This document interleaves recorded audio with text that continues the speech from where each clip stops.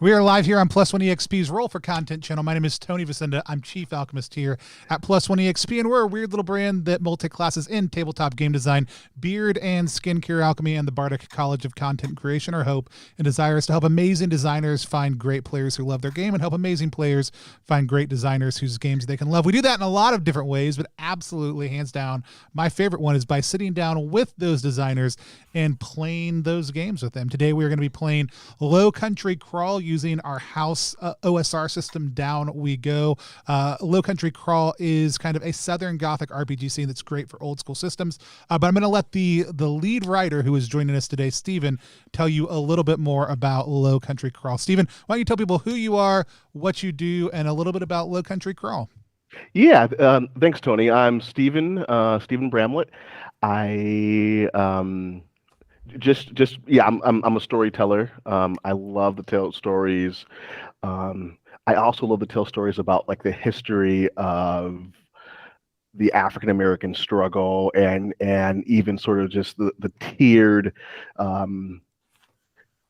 capitalism, and sometimes just how, I don't know, hegemony, like all that kind of stuff kind of balled in together. And so Lowcountry Crawl is a story that's near to my heart, but it's about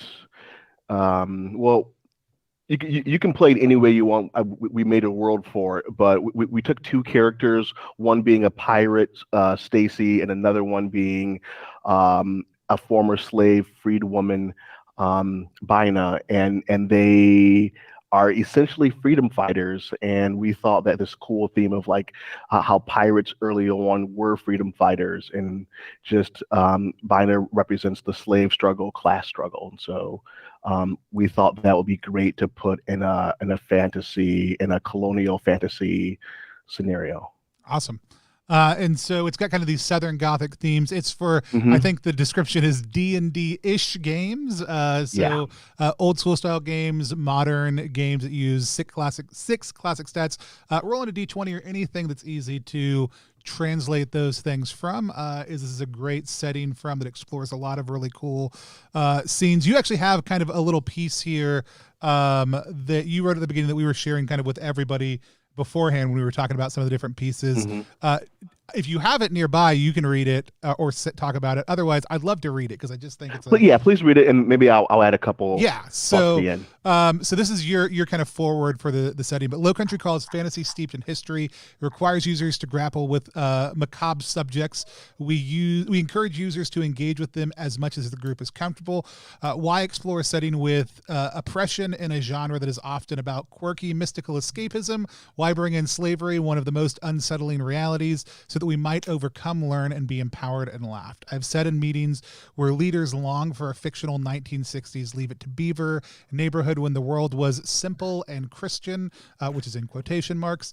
What was unsaid and unknowingly implied was a world where Black people, the LGBTQA community, and other marginalized groups had less opportunities and rights, where by mayoral decree, your Black grandparents could not live in the town that they worked in, despite your grandfather's sacrificial Purple Heart service in the country. You labor in this in honor of their bravery. You were too young and too blessed at times to understand their struggle. So come dip your toes in the water. Come mete out justice against some real evil bastards and the corrupt systems they represent. Come create funny, irreverent, and quirky moments to remember and laugh. Laugh deeply in the spirit of some of the great Black comedians, like the Key and Peele sketch where they show up as a Confederate reenactment as enslaved people, or Chappelle's blind Black KKK member caricature. Remember, lament, and be empowered and have fun. We know that this is a complex and multifaceted issue. If you share a heritage with the residents of this period and place in history, reach out to us. You're a small team making this little zine, and we would welcome any feedback or contributions you may have. I switched back and forth between your voice and my voice numerous times in there, but that was Steven's words, not my words, written down in this zine. But yeah, I think such a great, like, it's always really great when we're dealing with or wrestling with bigger themes in a game, when the author is very clear about their intent and how they want people to engage in it. So I love that page. I love how quick and short it is. I love how direct it is. And so super thank you for for the work you've done on this with the team over at Technical Grimoire, and for playing with us tonight. Oh, thank you. Yeah. Yeah. Yeah. It's I I wanted it to be dark, irreverent, and deal with gritty stuff, but also something that was accessible. And so that's the trick for the GM. Like that's the catch is guide your the members. Awesome. Speaking of tricky GMs, Jeremy, tell people who you are, what you do, where they can find you online.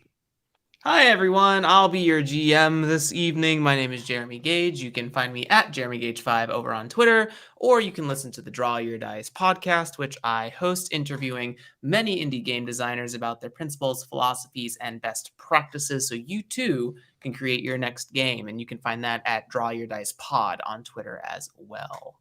Awesome. I'm looking forward to it. We'll come back to you for any things people might need to be aware of as far as caution warnings and other stuff like that in a second, some themes we might be playing around with.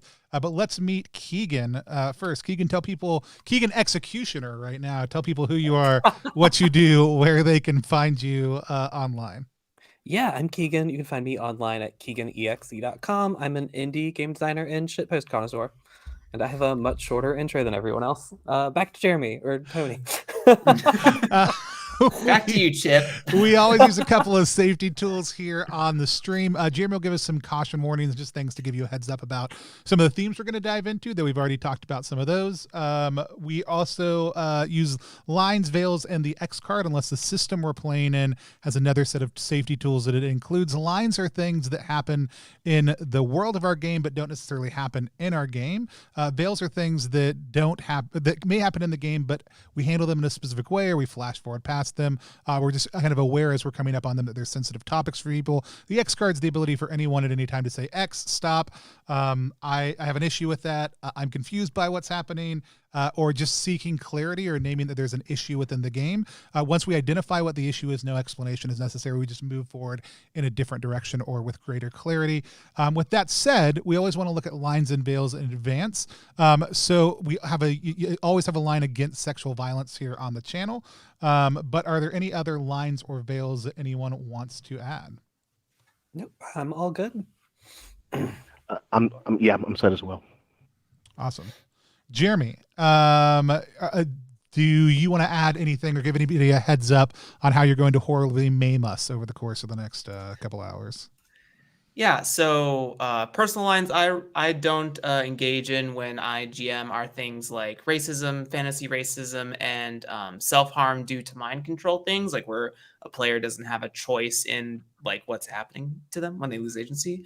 Some content warnings for those that are listening here. I was inspired by a couple of bits inside of the book, so there could be potential for some tropes of capitalism or status issues, as well as some of the themings around delicious beasties inside of where we're heading.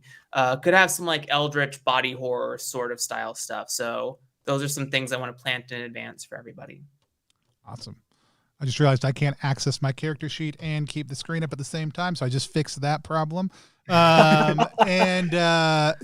I am super excited to sit down and play. We've been talking about this for a little while. I also know David, who I know is probably watching right now, head of Technical Grimoire.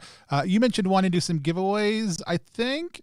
Message me on Discord about how that's going to work. And if it's not, that's okay. It's my mistake, not David's lack of generosity that is going to cause that issue. You just tell me what we can give away. I'll figure out the actual process for it. But we are we did a giveaway over on Twitter. So if you go retweet the go live tweet or the promo tweet from earlier, and we'll have some other stuff later on. We'll give away something. I'll buy a copy for you if I need to. Don't worry about it. We'll have that up in just a little bit once I'm sure I know what the actual thing is. With that said, I'm going to hand everything over to Jeremy to take us into the game. Unless, Stephen, this is your first time playing Down We Go. Mm-hmm. Did you figure out what your other few abilities were that you picked up? Yes. I picked alertness, armored, and rage. All right. Yeah. Awesome. All right.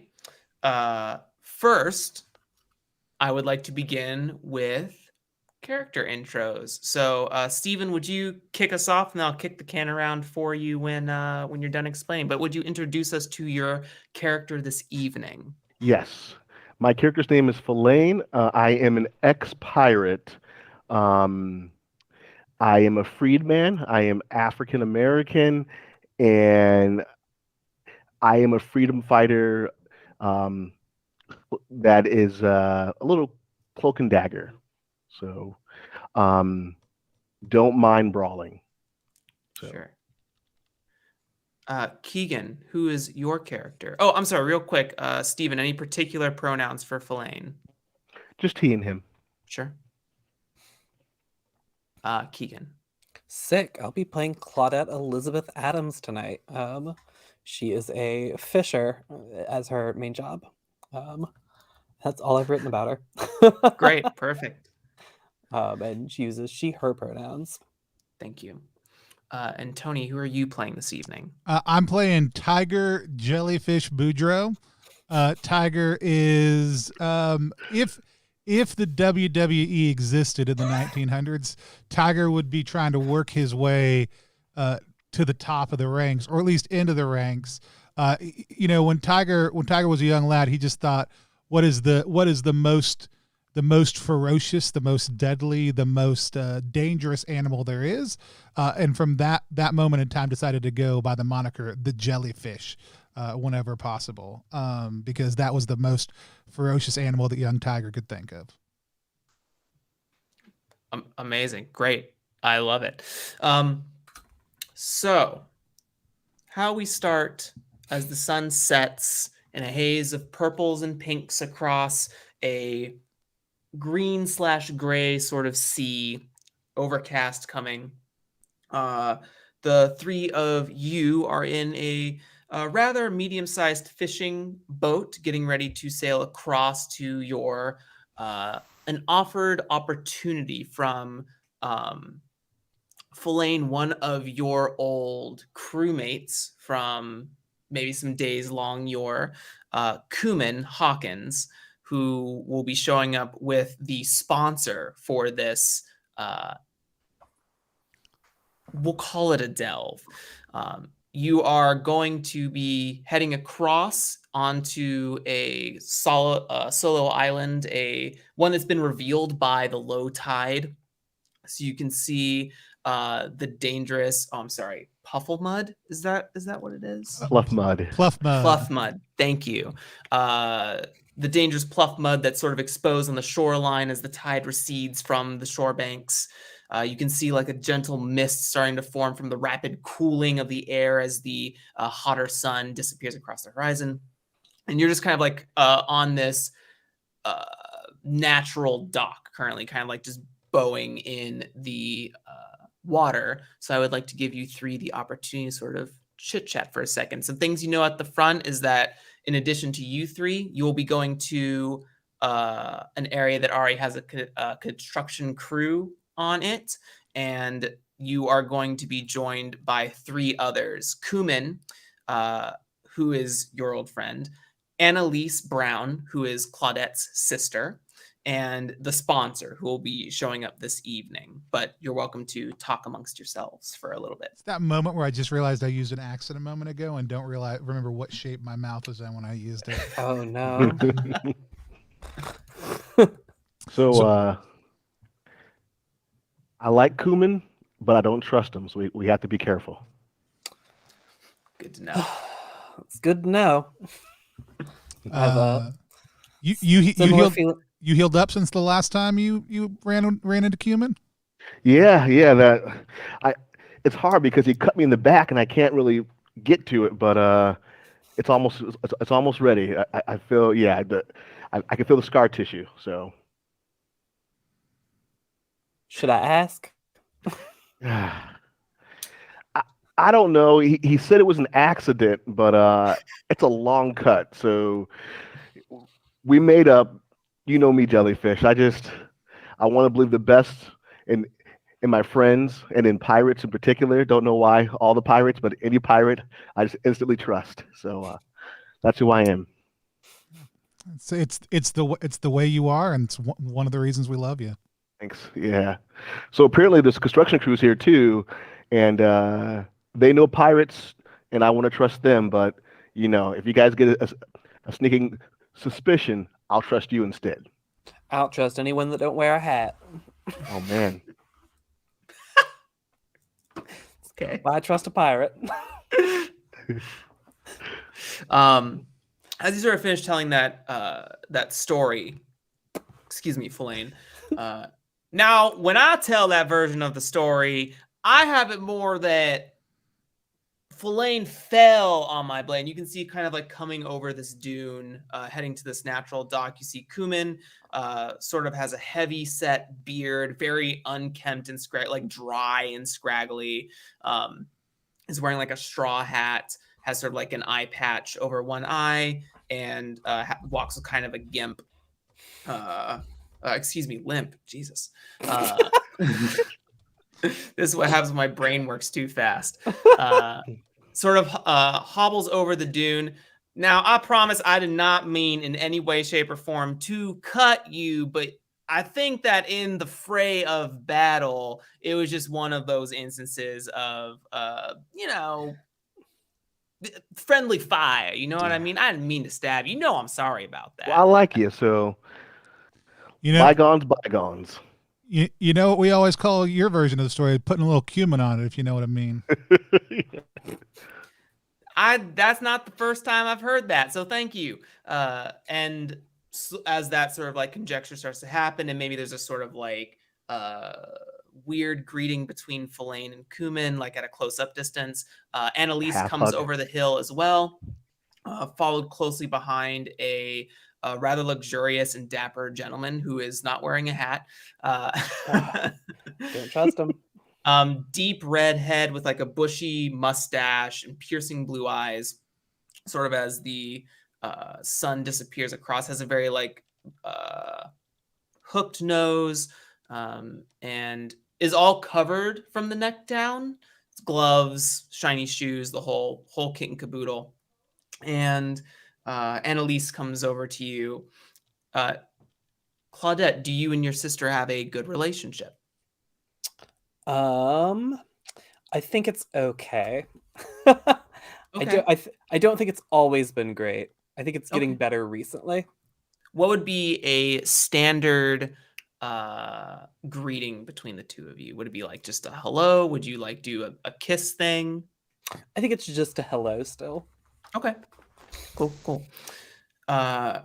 So just kind of like gives you a quick little wave. Sister Claudette Elizabeth, good to see you. You as well. Who's your friend here? This is our benefactor for the evening, Alan Ruby. Pleasure to meet you. Just gonna sort of nod my head at him. Alan Ruby kind of looks all three of you sort of up and down, just seeing who he's working with today. Mr. Ruby, so good to meet you. And I just walk up and stick my hand out right straight at him. He actually sort of like not bristles in a negative way, but sort of like gets a little charged by this and gives you a vigorous handshake. It is a pleasure to meet someone so confident as yourself. Yeah, it's good to meet you also too. And there's a lot of pumping happening here, like way more than is necessary. It's all enthusiastic and earnest also too. But like he's riding with it. He's giving you the pumps back. You got equal pump status. Nice. We're grateful for the opportunity. I was going to be stuck in town for a little while longer. So always happy to help out where I can. Well, we just needed some extra hands on deck for this particular project here this evening. And what we're just going to be doing, just to catch you all up to speed in case Kumin has not informed you, there is a site that has been revealed due to the low tide tonight, or over the last couple of nights. It's an interesting, how do I say this? Mysticism about it. You'll see when we get there and understand. But I do want to stress, as per Kumin's, I hope, proper relayance of the information, that this is particularly dangerous, and I can't guarantee no scratches or bruises on our venture forward. So if there is any opportunity that you want to take to bow out, I will not be upset. Well, I like a man who's straightforward, and I'm in it. Jellyfish? I'm still pumping that guy's hand. It's not quite as vigorous. It's almost more of like a side to side, like a little bit of you gotta judge a man by his handshake, not his hat size, is what I always say. And this has been a good one. Well, I'm not sure about that, but I'm in too. Excellent. Well, everyone aboard then. Mr. Filane, Mr. Boudreaux, take us leave. What now? Who now? Who that? What? Walk me through how you get the boat off the harbor, just to give us a little bit the audience a little immersion here. Oh, what size boat are we talking here? Enough to fit 6 people. Jeremy, what's six the boat's people name? Comfortably or not comfortably? Comfortably. Okay. The boat has been provided for you. It's not Okay. your boat. So What's we're the talking ship's some sort of name? small sail vehicle here. Yeah. Boudreaux has gone to the it has been messing with a lot of ropes, none of which does anything. Like a lot of like tightening things, and a lot of I go back and I test kind of the rudder, like back and forth a little bit, and just like some deep yeah. It's a good one. Filane joins them and says, "Good wood. This is good wood." Yep, solid Takes wood. it a little. Got a nice, I think this may be an original, maybe chestnut. I'm gonna now Google, is chestnut good for boats? Yeah. Definitely not. Or oak. Just naming all the trees. Yeah, Sycamore. you know what they always say: the heavier the better in a storm. Mm-hmm. Yeah. Bigger the you, the better the boat. I think as they leave these areas, I'm coming behind them and actually doing the job correctly. Cool. Yeah. Annalise is also sort of, giving you the they're taking like 30 minutes to do the thing, and you're almost like getting ready to leave the harbor as they're like kicking this boat. Yeah. I think that there is potentially, I think Annalise, maybe in this opportunity, there's a feeling of maybe a bonding or something like that. I imagine whatever particular issue is between you two, it's like a 60-40 kind of thing, 60 you, 40 her, right? For sure. But I think she's trying to like find a bridge here in this. You sense that as you're working together. Mm-hmm.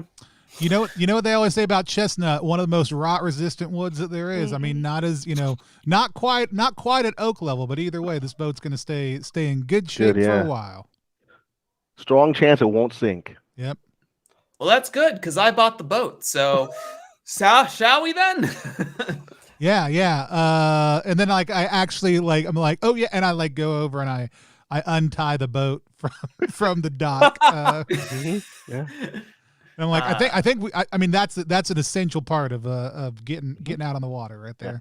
Yeah, Jellyfish always saves the best knot for last. Yeah. There is no wind this evening, so you do have to do a bit of an oar paddle in this particular situation. Oh, that's gonna be rough for you all. Yeah. Jellyfish goes around and like hands everyone an oar, and then just like starts stroking, not paying attention to whether anybody else is or not. Alan Ruby is not going to oar the boat because that's just the type of man he is. Kuman is hesitant to help, and Annalise has no problem sort of like mustering up in this particular, giving you 4 people, since Claudette Elizabeth is not rowing. So an even number on both sides. I've decided I prepared the boat. I'm not going to also row it. Well, I also prepared the boat, but I suppose it just doesn't matter to you. And like is doing a gentle teasing here, not like shooting you any jabs. If you read it as a jab, though, I'm also okay with that. But if anything else like that comes up, it's always in like a cute teasing manner from her. Cool. Sick.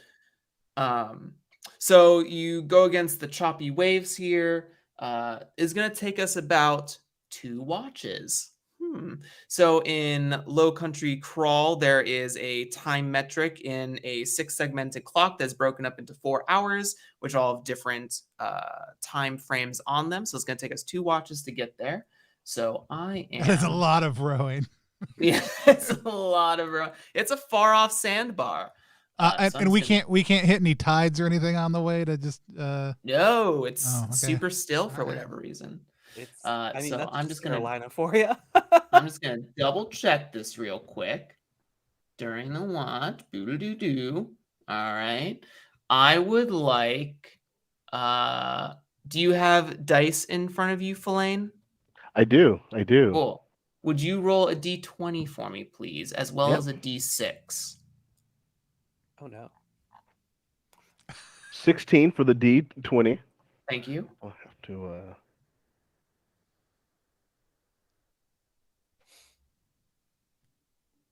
And for the D6,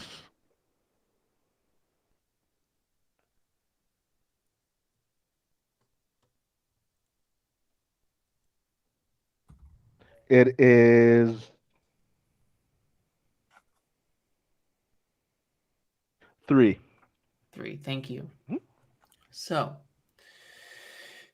as you're pedaling, holy, what an amazing boat. As you're rowing yourselves towards the sandbar, you Knock can down actually a start boat. you can actually start to see it appearing over the horizon, start to like peek out your destination. But you feel something sort of jostle the boat, and there are no waves currently. Any wave that is out here is being produced by you and maybe the occasional splashing fish. And you just feel like this rocking, and you're getting this really intense briny smell, like fresh sea spray, and then it carries with it a hint of like rotting mackerel or like an overripe sardine or something to that effect. Y'all smell that? Don't smell good. I'm gonna lean down and check my pickled jellyfish, my jar of pickled jellyfish, just to make sure the seal didn't break. Yeah. You go to give it a little sniff. It smells exactly the same as what you're smelling out in the air. Okay. Y'all, I think my jellyfish jar broke. Shameful. Mm. That don't quite explain the rocking, I guess, though. In that sort of like conjecture there, you hear a little like a little yelp from Annalise, and something grabbed this out of there's a hand, and there's like this piece of kelp that's sort of on the side of the boat that's kind of left over from wetness that's on there. Could have been from the oar.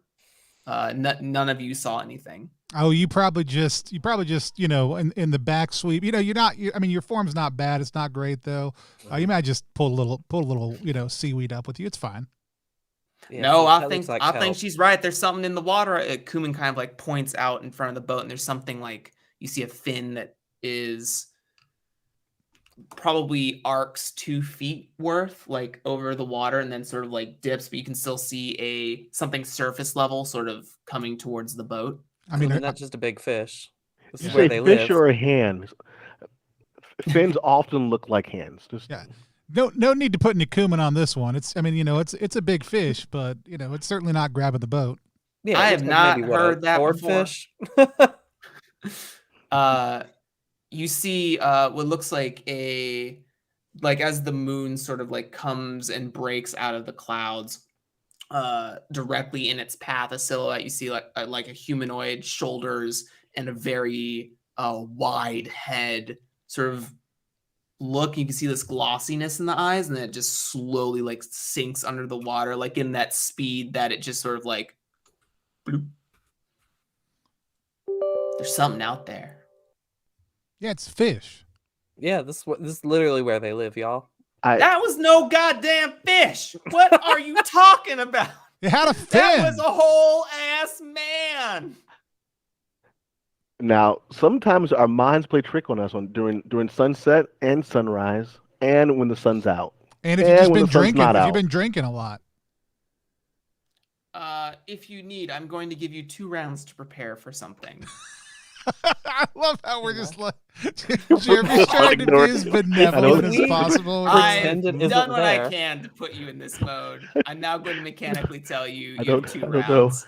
I- Figure it out, Chief. I've written down a clock, and all of the segments are filled in except for the last one. I'll tell you what, Okay. if it'll make you feel better, I'll hop down in there. I'll wrestle it down. Wait, whoa. 1 second, jellyfish. Yeah, let's say Annalisa's right. Let's just say she's right for a moment. First time for everything. Yeah. What should we do? Like, what would you do? Jump down in there and wrestle. Oh, Annalise, never mind. I'm sorry. I thought you were talking to me again. I thought I No was very problem. clear. Well, I honestly, realized I would was, let- and you wouldn't. You asking Just someone get a better else. look first. What I would do is Mhm. let Jellyfish go down there and wrestle it. Well, there we You go. got a We're all reputation. of one chord. Actually, I would like to see this as well. Sort of Alan Ruby finally speaks up. Like, I would like to see the strength of who I have with me today. Okay, Alan, look. No one asked you. Do not Wait for a second. call me Al. Jellyfish is half stripped down at this point in time, and he's pulled out a different jar. Mhm. And this Oh one, my. there's a number of jars around his body, kind of on a rope. Person. Yeah. Together, and he's kind of slunk them off, but one of them he's pulled out, and you don't know exactly what it is, but it looks, if you can imagine the kind of like when you open a can of sardines and that like smell comes out, imagine that, but like sharper. It's got kind of an acrid aroma to it, almost poisonous quality to it, and he's just rubbing it all over his body, and you could swear it's just a jellyfish that's been soaked in oil. So there's a thing called jellyfish oil in Lowcountry Crawl. That's not this. This is oiled. I have a jar of that also. This is oiled jellyfish, which is a different thing. I'm getting all lubed up to get down there and wrestle that creature. I can't say I've ever seen someone get lubed up before going into the water, so I am very excited. You ain't never seen someone do it right then. I'm gonna use an ability before jellyfish jumps. Then Let's do it. I'd like to go ahead and use divination and ask what's in the water. So you take a moment to maybe glance over the boat or something to that effect, over the side of the boat, excuse me, and the moonlight becomes just a slightly bit more piercing to the surface of the water, and you can see that there is what looks like a very muscular man underneath, like just kind of like whips underneath the boat. No, I'm on top. No, okay. Well, we'll get to you. You see that about 2 or 3 times, and you also see a more slender figure that's a little bit more. What's the word? Ambiguous? Is that the right term? You're the From a DMJ. gender standpoint, or from Yes. androgynous or Androgynous. Thank you. Would Thank both you. work. I was like, that's not right. Thank you. An androgynous figure sort of like also sweeping under the boat as like a rear. So they have like this diamond thing that you see in this instant. Okay. 2 of them looked like they had something in their hands, spear resemblance, but that may not be necessarily what it was. Cool. For all of our meta level things, something eldritch and fishy is underneath the water. Okay. Cool. Well, Jelly, it looks like there's something eldritch and fishy under.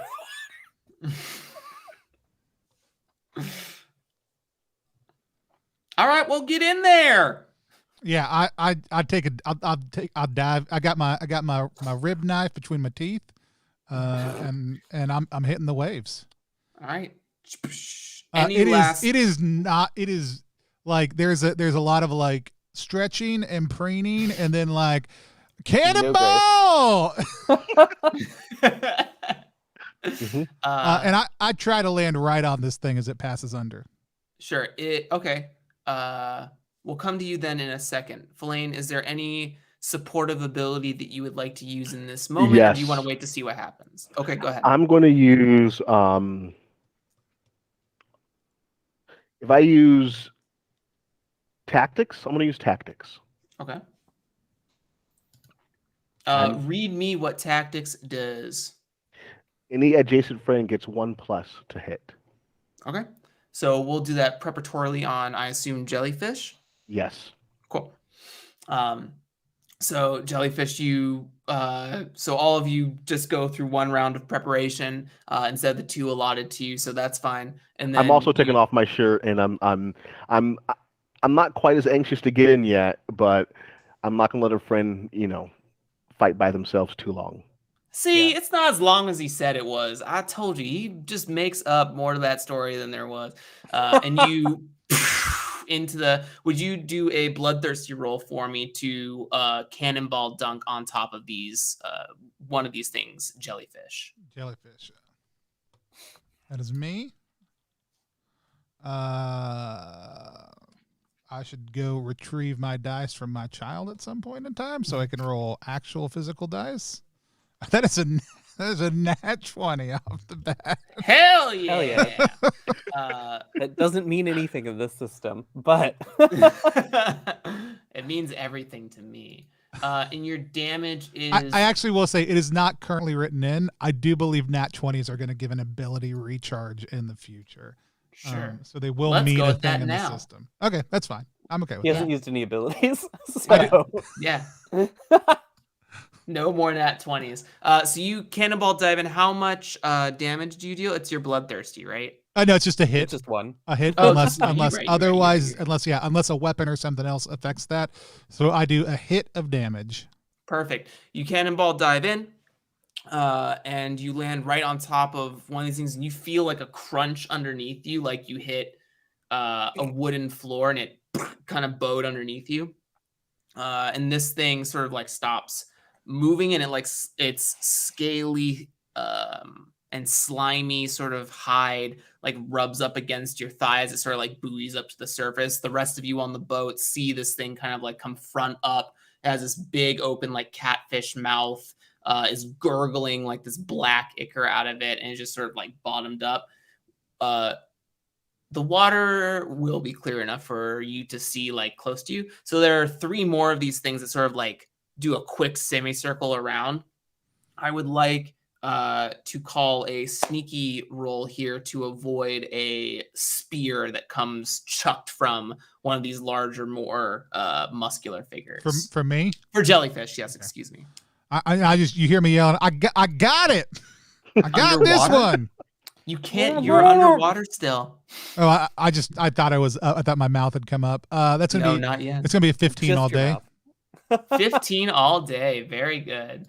So that definitely succeeds. You do not become slightly impaled by a spear, but you are drowning because you're trying to yell underwater to show off. Back on Y'all top hear a lot the of boat. bubbles coming up. On top of the boat, there's still a little bit of rocking. All of you see this thing. Annalise gives out a little yelp again. Kuman gives out a little like high-pitched yelp as well. No response from Alan Ruby whatsoever. Like, doesn't seem phased by what you're all seeing here. I don't trust that. I'm gonna hand my pack to Annalise. Just hold Okay. this. And I'm gonna jump in as well. No, are you sure? We can. I'm sure jellyfish. I'm can in handle already. it. Okay. Flash. How do you dive in? Oh, gracefully. Cool. I'm not cannonballing. This is a Sure. beautiful dive. Bloop. Olympic bloop. And you're also underwater. I assume you sort of like dove off the other end of the boat, like opposite what jellyfish cannonballed into. Does that sound right? Or same I side? think I'm going to try to stick close to jellyfish. Okay, Just cool. in case. So retcon. Whoop, whoop. Yep. In my mind, I just watched it play backwards. So you're underwater.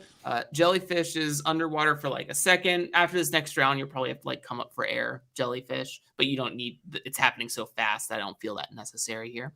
On the boat still, Filane, do you want to adjust anything that you're doing here, or do you want to remain just waiting on the boat as a reactive sort of moment for you? I want to know where the spear went, because I'm if it's within a reach, I would like to go get the spear, because I would like a weapon and I believe these things are now hostile. And I believe that Annalise was probably right about them being humanoid. Flame, do you think you came with a weapon? I want the spear that was thrown at You do want the spear in jellyfish. addition to whatever else you may be carrying. Yeah. I have a knife. Okay. I'm weighing it out. Like, how long is it gonna take me to grab that weapon versus the knife? Okay. I just want to make it clear that you should have equipment on you in some Yes. fashion. As far as the spear is concerned, you see it probably 10 yards off from the boat. It's definitely not within grabbing distance, and it's probably not to you, like your character's smart enough to like sort of swivel, look at it, looks normal, not worth getting into the water to retrieve. Okay. In this immediate moment. I am staying in. I am looking around the boat for more weapons. Kuman has like a cutlass and a flintlock pistol on him. Annalise has a whip at her hip, and Hell then There's all the tied off bottles that Jellyfish just left. Yeah. left on the boat. Up you could there. chuck some pickle brine Molotovs into the water, I guess. I'm grabbing 2 bottles and Kuman's gun. Okay. Hey, be careful. It's loaded right now. Sorry. Don't go grabbing guns off people's hips. Meanwhile, underwater. So you just dived in. You see these 3 things as well. One of them, a little bit more androgynous, has some sort of almost octopus or squid sort of iconography on a staff or a polearm of some sort that looks made of a stone, not necessarily like a wood, but like some sort of marble or something. The other 2, the one has lost its spear, and one does have its spear. The one that has lost its spear begins to charge you, though this is not an attack yet. We'll come to Jellyfish real quick since you're still kind of in the scene or in the fray. What would Jellyfish like to do, if anything? Additionally, they are not necessarily super close to you. 1 is close to you, 2 are not. Well, I'd like okay. So just clarifying, did I kill the one I landed on? Yes. Okay. Jellyfish is unaware of that and is yelling and stabbing this thing repeatedly with his rib knife. Like he is. I mean, I don't know what this thing is, but I know Sure. I know it'll be dead when I'm done with it. Now it is already dead, and I just do not know it. So with that said, I think from a meta narrative standpoint, what I'm trying to indicate is that whatever kind of ichor this thing is leaking out, I'm thrashing around a whole lot, and it's getting all over the place. Like this water is getting cloudy and bubbly, and I've probably sucked some of this in a little bit. Yeah, I mean that's where I'm at. Could you make a quick holy roll for me, please? Why would the things I just said trigger a roll? I don't understand. It's a 17, baby. Cool. Good to know. So, as you're sort of like wildly stabbing this thing. One more thing. I have opened up a giveaway over on Twitch for a copy of Lowcountry Crawl. Also, just a reminder, Jonasism Lawful Neutral did say that they have anybody who donates to the Lowcountry Action Committee, which the proceeds of the game go to help support. If you just go make a donation and decide, text Odd Jonasisms either here on Twitch as Lawful Neutral or over on Twitter, and you can get a free copy also too from them. Just FYI, tons of ways to get awesome copies of this game. You can also go to the link right below me to get it checked out. But yeah, also please do tell me what the thing I just inhaled tastes like. On it. Still trying to decide if it's salt water or not. So this one that started like swimming quickly is going to shoulder check you. I would like to see another sneaky roll here, please. Just trying to get through all my good rolls. Burn them out. That is going to be an 11. Yep. An 11. That is going to be 1 hit to you. Oh. So that transpires. Claudette, now you have an opportunity. You dove in. You've now seen this thing like right next to you, has basically shoulder checked underwater jellyfish who might need to come up for air in this next round. And the other two are not close to you, that you can see them, but they're not like within a melee distance. What would you like to do? Well, I also have a knife, and I would like to stab the one closest to me. Cool. Bloodthirsty for me, please. Cool. That'll be an 18. 18 is gonna do it. You deal a hit to it, and that's gonna be enough to take this thing out as you find a really good puncture placement on its side. And give me one additional place you maybe give it a little stab or slice. Oh, I think I'm getting it right in the gills. Sure. You just do a nice like slash across slash up, and it like splits them open. There's like blood or black ichor coming out of them and leaking into the salt water. It is getting relatively cloudy here, so any other like in this exact spot melee things might incur some sort of like disadvantage style stuff. Sick. So that's going on. The other two are kind of like stall in the water a little bit, and then they both swim down, like way down. And jellyfish, you have to come up for air real quick. Claudette, if you want to like keep a visual for like maybe another minute while you're underwater or something to that effect. Cool. You keep looking. You don't feel a sense of danger in this moment. So I will meta-narratively say that the combat is over for now. Hell yeah. I'll both of them come out of the water, Filane, and you see both of them sort of like gasp for air. Annalise helps you aboard, Claudette Elizabeth, and Kuman, along with Filane, probably help Jellyfish back into the boat. Zeep fish. I like dragged the carcass of the one that I landed on board. So you got some of that like in your mouth. No, it's just near it. Hold on, and I pick up one of the jugs I have, the largest jug I have, and I pop the cork on it, and I just drink back some of that good moonshine. And I was really worried you're going to be drinking pickled jellyfish brine straight out of the jar. Not yet. And I was feeling a little sick about it. That's only for special occasions. Tony, would you roll another holy roll at disadvantage for me, please? Oh, At no. disadvantage? I was rinsing it out. I know what you were doing. Oh my gosh.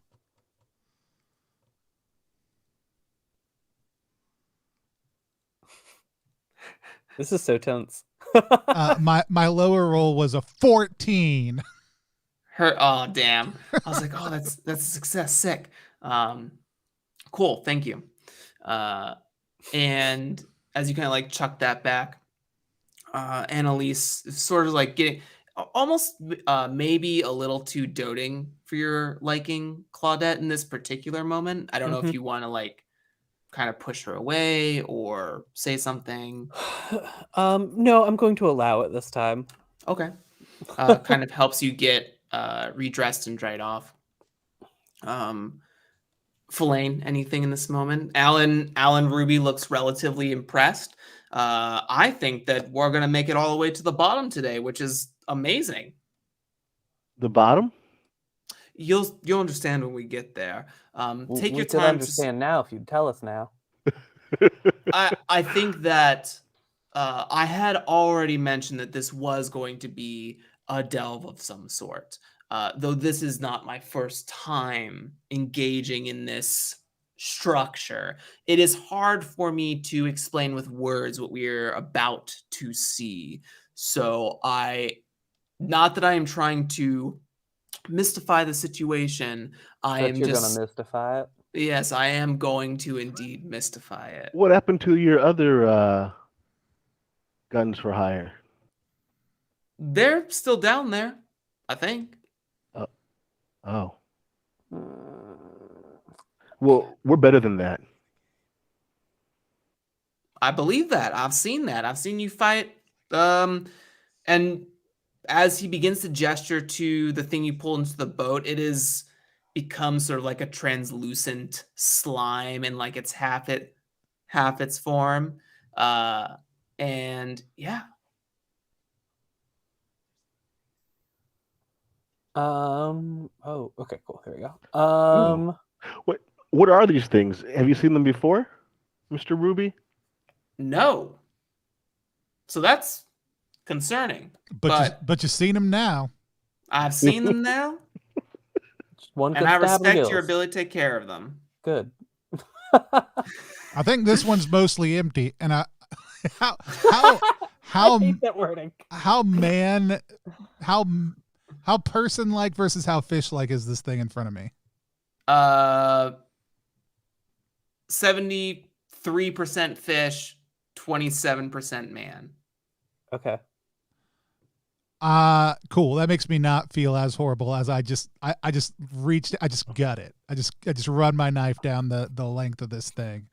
Okay. Just to make sure I've got all the bits out. Yeah, the first time you stabbed it did it fine, but Yeah. It is, as I sort of described a little bit ago, it is reaching an ooze state rather than a flesh state. Now, jellyfish. I'm concerned because I know it's fish, but it's also man, and that feels wrong. Oh, it only feels about 27% wrong. Okay. Well, 63 feels pretty okay. Good. if it was above 33, we'd have a problem. Yeah. On the inside, how much does it look like man? How much does it look like fish? Has like 4 melted hearts, what looks like twice as much intestine as it should have, and Yeah, that's about right for a tuna. it's all kind of like wurgling inside. The noise, you mean? Sure. Okay. Wurgling. Okay, cool. like Well. gurgling, but wurgling. Those are not the same thing. Everyone, could we please, we can only do this at night, so I don't mean to rush, but we are spending a lot of time Well, you could putting get our us hands rowing. inside of this. We are spending a lot of time saving your life. I get it. Yep. Nope. Let's Yeah. get back to paddling. Jellyfish. Is this going in the jar or in the ocean? Because it's not staying in the boat. Oh. You do have an empty jar now.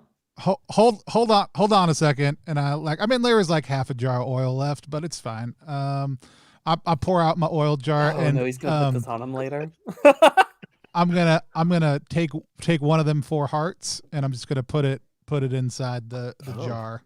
Sure. It feels like picking up like tapioca. I mean, I wasn't picking it up. I was just sliding the jar around it like a sane human being. It feels like canning tapioca.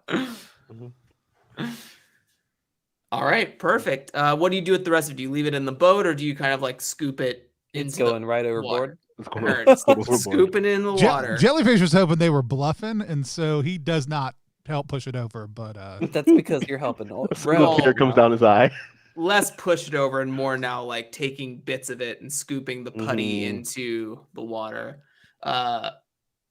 Great. So you continue onwards and reach the sandbar in a little bit of time. It is a sandbar. It is basically a small island, maybe about a square mile in size. So there's not a lot of like walkable terrain. It's very kelpy. The sand is relatively wet. What's interesting when you arrived here is that there is a dip in the water level, that this is sitting in a bowl, but that doesn't seem physically possible based on the environment. like that's not how the water works. water has come down, like almost seems like Yeah. it's coming down to this thing. Interesting. Yeah. And you said a square mile above, like out of the Yes. water, or some of it's below and some of it's above. Square mile above the water, but it does look like there is more, like it slopes. Okay, so this is into- a big bar, Yeah. Okay. It's a real big bar. biggest bar I've been on in a bit. Here we are. Watch your feet on the Pluff Mud, and let's get inside. Inside, wait, who? The what? You can see a number of, as Alan sort of like gestures to sort of the top of the mound, you can see that there are a couple swinging lanterns that frame a walkway that lead up to what looks like a window. Well, that's just someone's house. You are correct. Good observation, Miss Claudette Elizabeth Adams. Do we Whose go? house? Do we go knock? What are we doing from here? No, we're just going inside. Come on, this way. You can see that there's been like plats of wood that have been set to make it easier to walk on the sand for anyone who has come in like a wide heel or anything like that. I mean, they're obviously expecting us. Absolutely. I mean, Absolutely. he seems to know. So you sort of get up the walkway. You can see that there are 2 or 3 workers in like overalls and kind of like dingy shirts. They don't look like they've left the sand barge in a couple of days. Like they haven't returned inland. They've been working the whole time. And not in a way that like seems like overbearing. But they have not like had luxuries or commodities available to them for a little bit. So but there is, and as Kegan and Claudette Elizabeth at the same time sort of take note of, it does look like the roof tip of a house window, like one that looks out into the front of a street or something like that. I'm sorry for this, but we'll all have to like squeeze in and get inside. They have tried to like blow out a portion of the siding to like make a wider entrance, but you can see that there's a part like caved in from the roof from like brittle wood, so they didn't want to risk closing the exit. Should have used chestnut. Yeah. That's Maybe what- oak. Maybe oak. Maybe even you. That don't make any sense. Yeah, I'm a horrible wood. Inside, and Alan Ruby sort of just steps through the window, or slides in through the window. Annalise sort of like takes next. Kuman waits for any of you to go forward, sort of like giving you a very like wide gesture into the house. Kuman, you have to go before me, Kuman. I like you, but I'll Ain't go having in behind before us. you. I was just letting Yeah. the lady go first. okay. Nope, don't trust you behind me either. I saw what you did to his back. I didn't listen. That was a dual I know purpose you tripped, accident. he fell, something Yeah. like that. I fell I up. tripped. He I fell. fell up. Yeah. Fine. I'll go in. It slides in as well. Now I'll slide in. Okay. I dropped my stick of dynamite in the hole. Go ahead. End it all. Yeah, I'll Seen slide in. his I'll slide in inventory. next. Okay. And then I go. Elaine. All right. Mhm. Everyone has consented to the meat grinder. So we all Oh, enter no. into Wait, no, the that house. was no, That's this a is the different first time you one-shot. said That's that. That's on I did Friday. not consider- I thought it was a Uh, seafood grinder. You can see the sandy covered remains of what looks like a nursery in this space. You can see like a broken, not like broken by force, but broken by like pressure. Rocking horse that's sort of like laying in pieces on the side. You can see a crib that has also been busted apart. It is a normal standard tropey nursery. The carpet has been sort of like torn to shreds. You can actually see that the rug has been damaged recently, not through like erosion or age. Someone has torn this apart.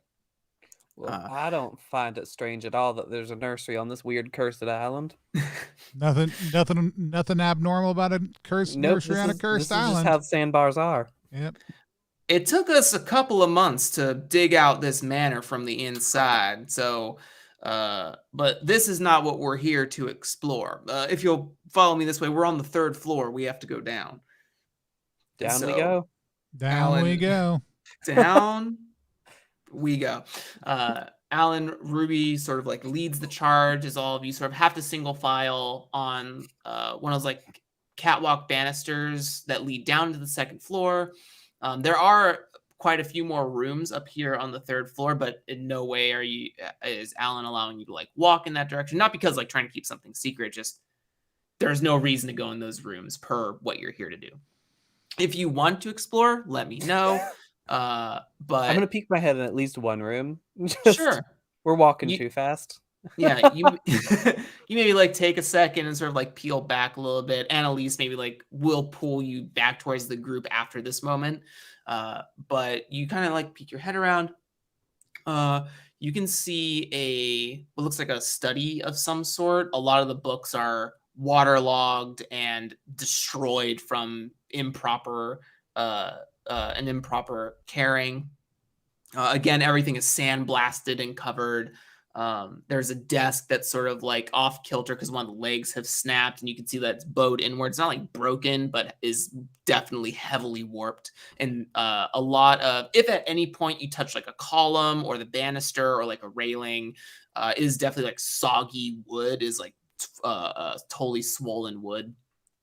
So at some point, this place has been underwater. I'm sorry? Was the nursery wet like this too? The nursery was less wet. Anytime someone cracks a seal, I got to get a whiff. So when I see this door get open, I'm going to just lean near and take it in. Jellyfish, what's it smell like? Mostly all of this smells very like briny seaweed. Like that's the main aroma we're going to get throughout this entire space. In the study specifically, you get a lot of like moldy paper and wood that hits the air. You remember that map we found that one time? No, the other one. Oh, that, yeah. Of Madagascar. Kind of like that. Yeah. But not, we thought it was going to smell like vanilla. It didn't. Mm-hmm. No.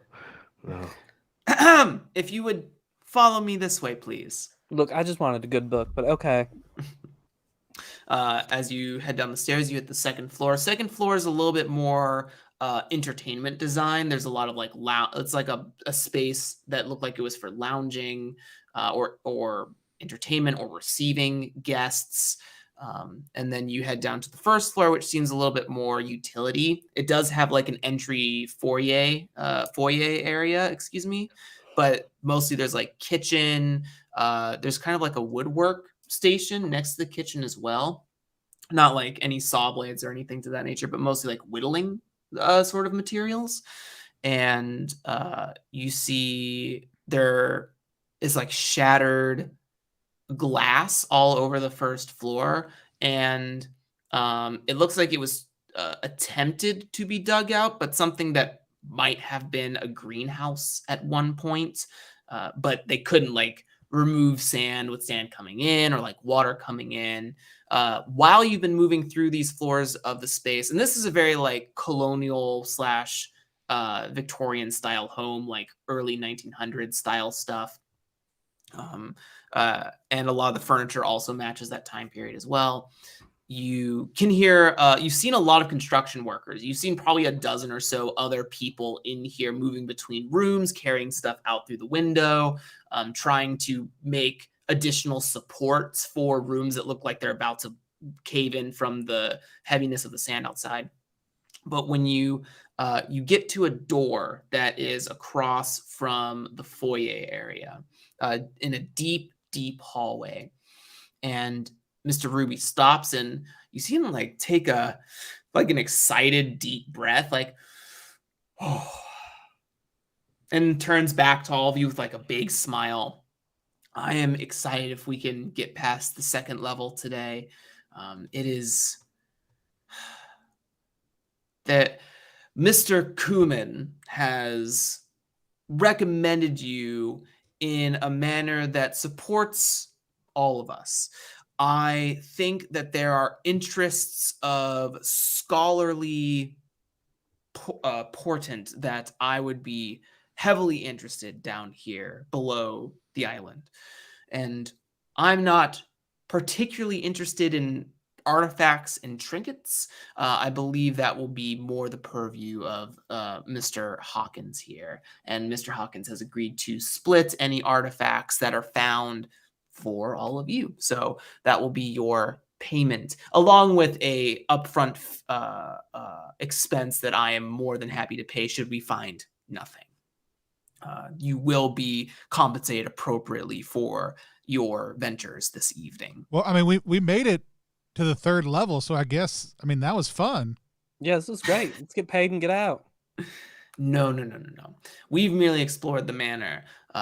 What lies below the manor is what is interest to me. And kind of like puts a key into the door. Who would be the closest to Mr. Ruby right now? I think It's that is absolutely not me. Oh, I thought I was actually going to say you because you had gone in before the other. Oh, I had. You know what? You're right. Yeah, it'll be me. That's fine. Okay. So Claudette, would you roll a sneaky roll for me, please? Hey, that's a good thing I'm good at. That was cursed. Why did I say that? It's a 7. Oh no! That was a 4 plus 3. Amazing. You see, you noticed a set of keys already on Mr. Ruby's person that was plainly visible, but the key that Mr. Ruby is using on this door was not pulled from that set of keys, though you don't have a good way to... The hallway is tight enough that it's hard for you to get a perspective on what this looks like. The door has a fairly loud and heavy click to it, and sort of like squeaks open. And you head inside, you can see multiple lanterns that are also lit here. So it's not completely dark, but you come into what looks like a cylinder, a very wide, probably 60 feet by 60 foot diameter cylinder that has a very narrow catwalk that has been built out from this door. So like they probably have recently built this here of new woods. And is it you? It is made of you. I would have used chestnut. We have found that you has been suitable for all of our needs so far, including the boat. You wait till that rot sets in. You're gonna be singing another tune. Good cherry. As you all sort of like fan out into the space, and sort of the workers have to like file out first to give you room to sit on this tight catwalk. You can see that there is the first thing you notice, center of the space is a large, probably 20 by 20 foot pulley system elevator. So a flat, large piece of connected wood. How do I explain this thing? With railings on either side about hip high. You can see that's attached to a pulley system that connects right next to the door here and is been hammered into the stonework here. This is all stone as you start to like come out of that first center view, a deep hewn gray stone. This definitely looks like a man-made structure. Nothing natural about this. So are you saying is this like a construction like halfway up elevator? Yes. from the 1900s? Is it as we go out on the catwalk, or is it like, is the catwalk itself the elevator, or? The catwalk is not itself the elevator. There is a little bit of a gap between the catwalk and the elevator. Yes, cool. Elevator was the word I was looking for the entire time. Holy! I swear Jesus. you had said it, so I was like, I wonder what the word is. Yeah, I'm pretty sure you did also. I was not confused at all by what you were trying to describe. That's why I was like, wait, maybe I'm missing something. What's the secret detail?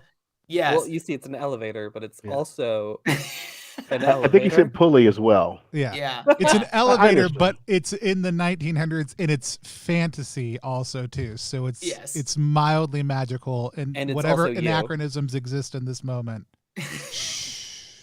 Yeah.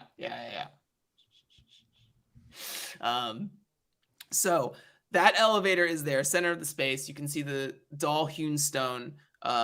And there was a staircase, a stone staircase as well, but you can see that it's highly unstable. You can still hear, like, even in this moment, you can hear like bits of rock kind of like coming off and clanking across the different stone. This will be what we take down to the bottom level. Below you, all you see is a shadow-soaked pit. Well, you gonna tell us what's going on now, or? There have been things down there that I need taken care of. and Lead none of the mob way. men are willing to do it. Lead the way. Perfect. And one of the workers sort of like shuffles by and puts a gangplank onto the elevator. You all kind of like walk on there. And still roomy enough for everyone to stand. You could probably fit maybe 5 more people on here. Honestly, I'm 100% shocked that he got on that elevator with us. Mm-hmm. I was ready for, no, this is where we part ways. No, he's coming with. I'm also shocked that there's no more oil jellyfish. Yeah. Grease. If the Yeah, elevator gets moving too slow, though. Yeah. You see that the winch is unlocked, and they begin to lower you down the tower. As you sort of like get down the first maybe 100 feet or so, you do see rooms that come off of the stone stairway, like little alcoves that have iconography in them that have either been are heavily covered in like some sort of dust, or there are workers in the way, so it's hard for you to see. These are like tight alcoves. They're probably like just 6 foot tall and maybe 8 foot wide. And one of them, Filane, this catches your eye. There is a semicircle, like a sun breaking the horizon, and then 3 lines, maybe like sun rays, and then another like smaller semicircle inside the bigger one that is like the upside down portion of it. Does that track? Can anyone visualize that? I'll draw it. I'll draw it right the fuck now.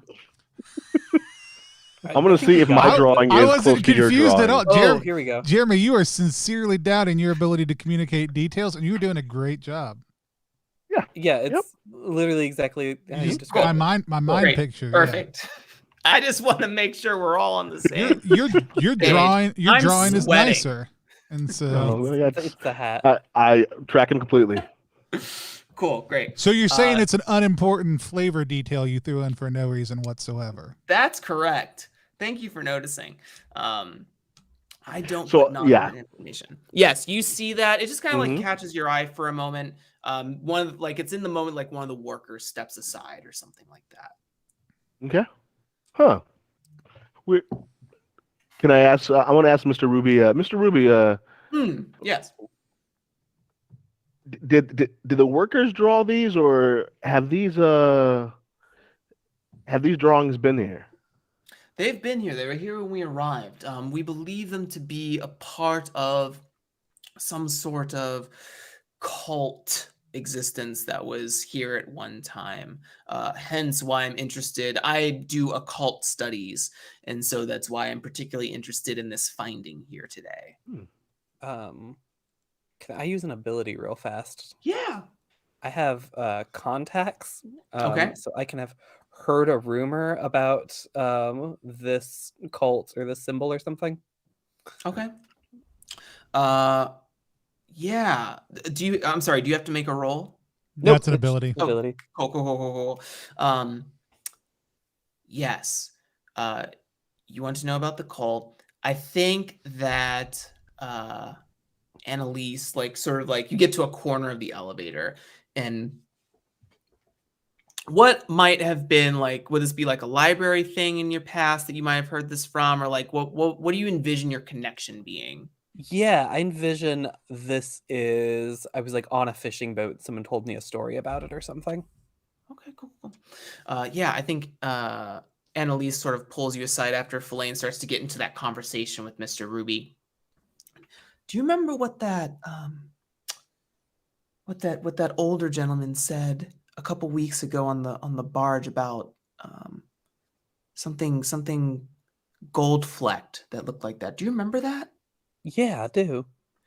He said something about like a sun, like the light, something about the color, but I can't quite remember, like golden or something like that. Doesn't it have to? I'm not sure. Do you think this has something to do with like the Golden Crusades back in the day? I mean, it sounds like it might. I don't know if I like this anymore. I didn't think we'd be doing something like this. Y'all ever spit over the edge of this thing? File this information away. Cool. So it pertains to the Golden Crusade, whatever that may particularly mean. Cool. As you sort of like deepen into the tower, it is getting dark, and you watch as Mr. Ruby, like against his glove, strikes a match and lights up a torch that has also been fastened to like the side of the like a holder to the side of the elevator. Pulls it off, lights like 2 more, and gives one to one of the party members, whoever wants to carry that. Oh, I have a lantern. You're good. I'll carry a torch. There you are, Fellaine. And hands another to Kuman. Eventually, after maybe what feels like... Actually, this would be a great time. This would be a watch. So, Kegan... Yes. Would you roll a D6 and a D20 for me, please? Sure. The D6 is a 2. The D20 is a 4. Just awesome. These are rolls you want low numbers on. Right. Yes. Number go down. You get a really accurate like.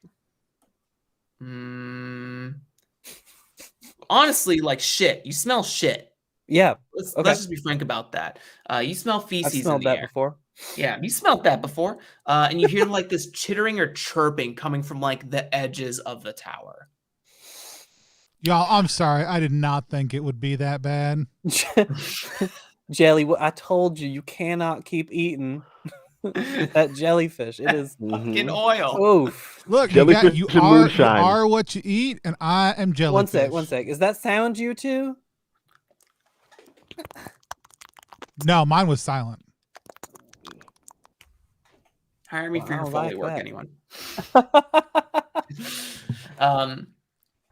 You're like, and you hear this like fluttering sound that sort of like goes underneath the elevator as you go down.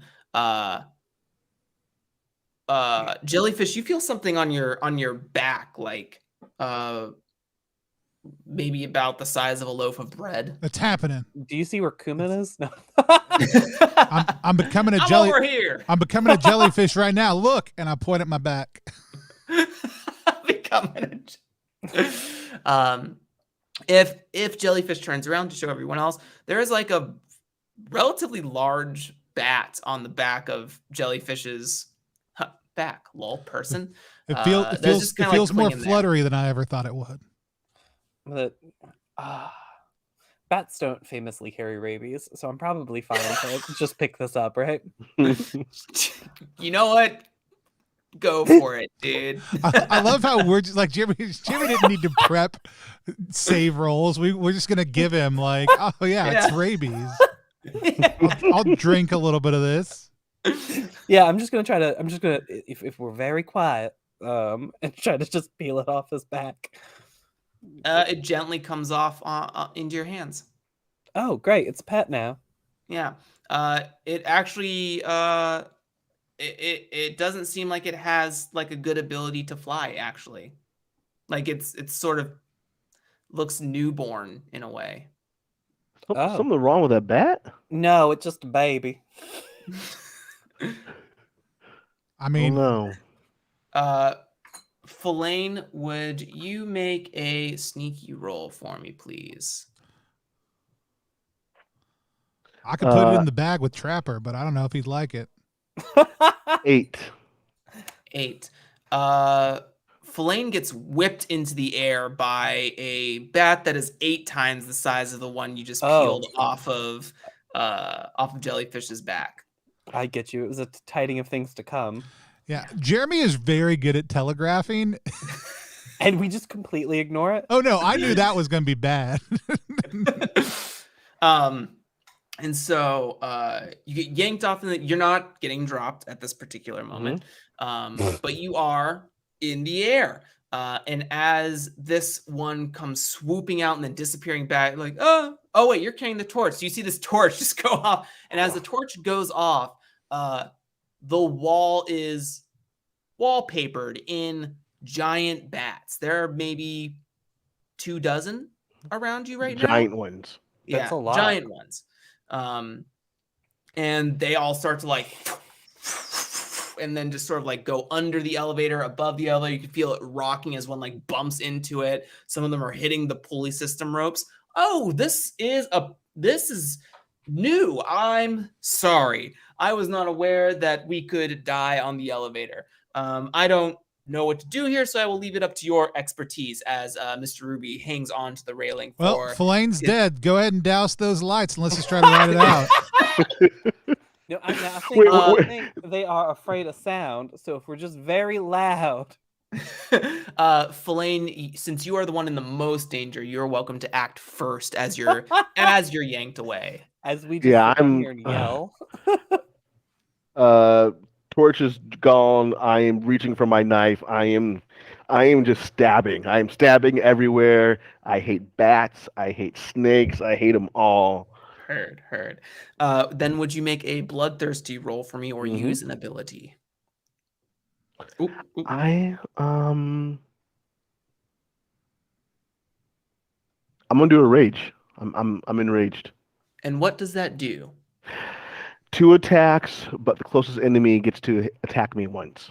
Sure. Why don't you let those 2 attacks rip Beyblades? Okay. 19. Out, Jeremy. 19, that's a hit. 21. 21, that's a hit.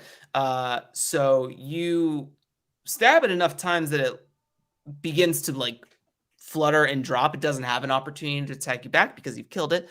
But you are not directly over the elevator. Yeah. So then additionally, I would like for you to make a sneaky roll here, please, to attempt to grab the edge.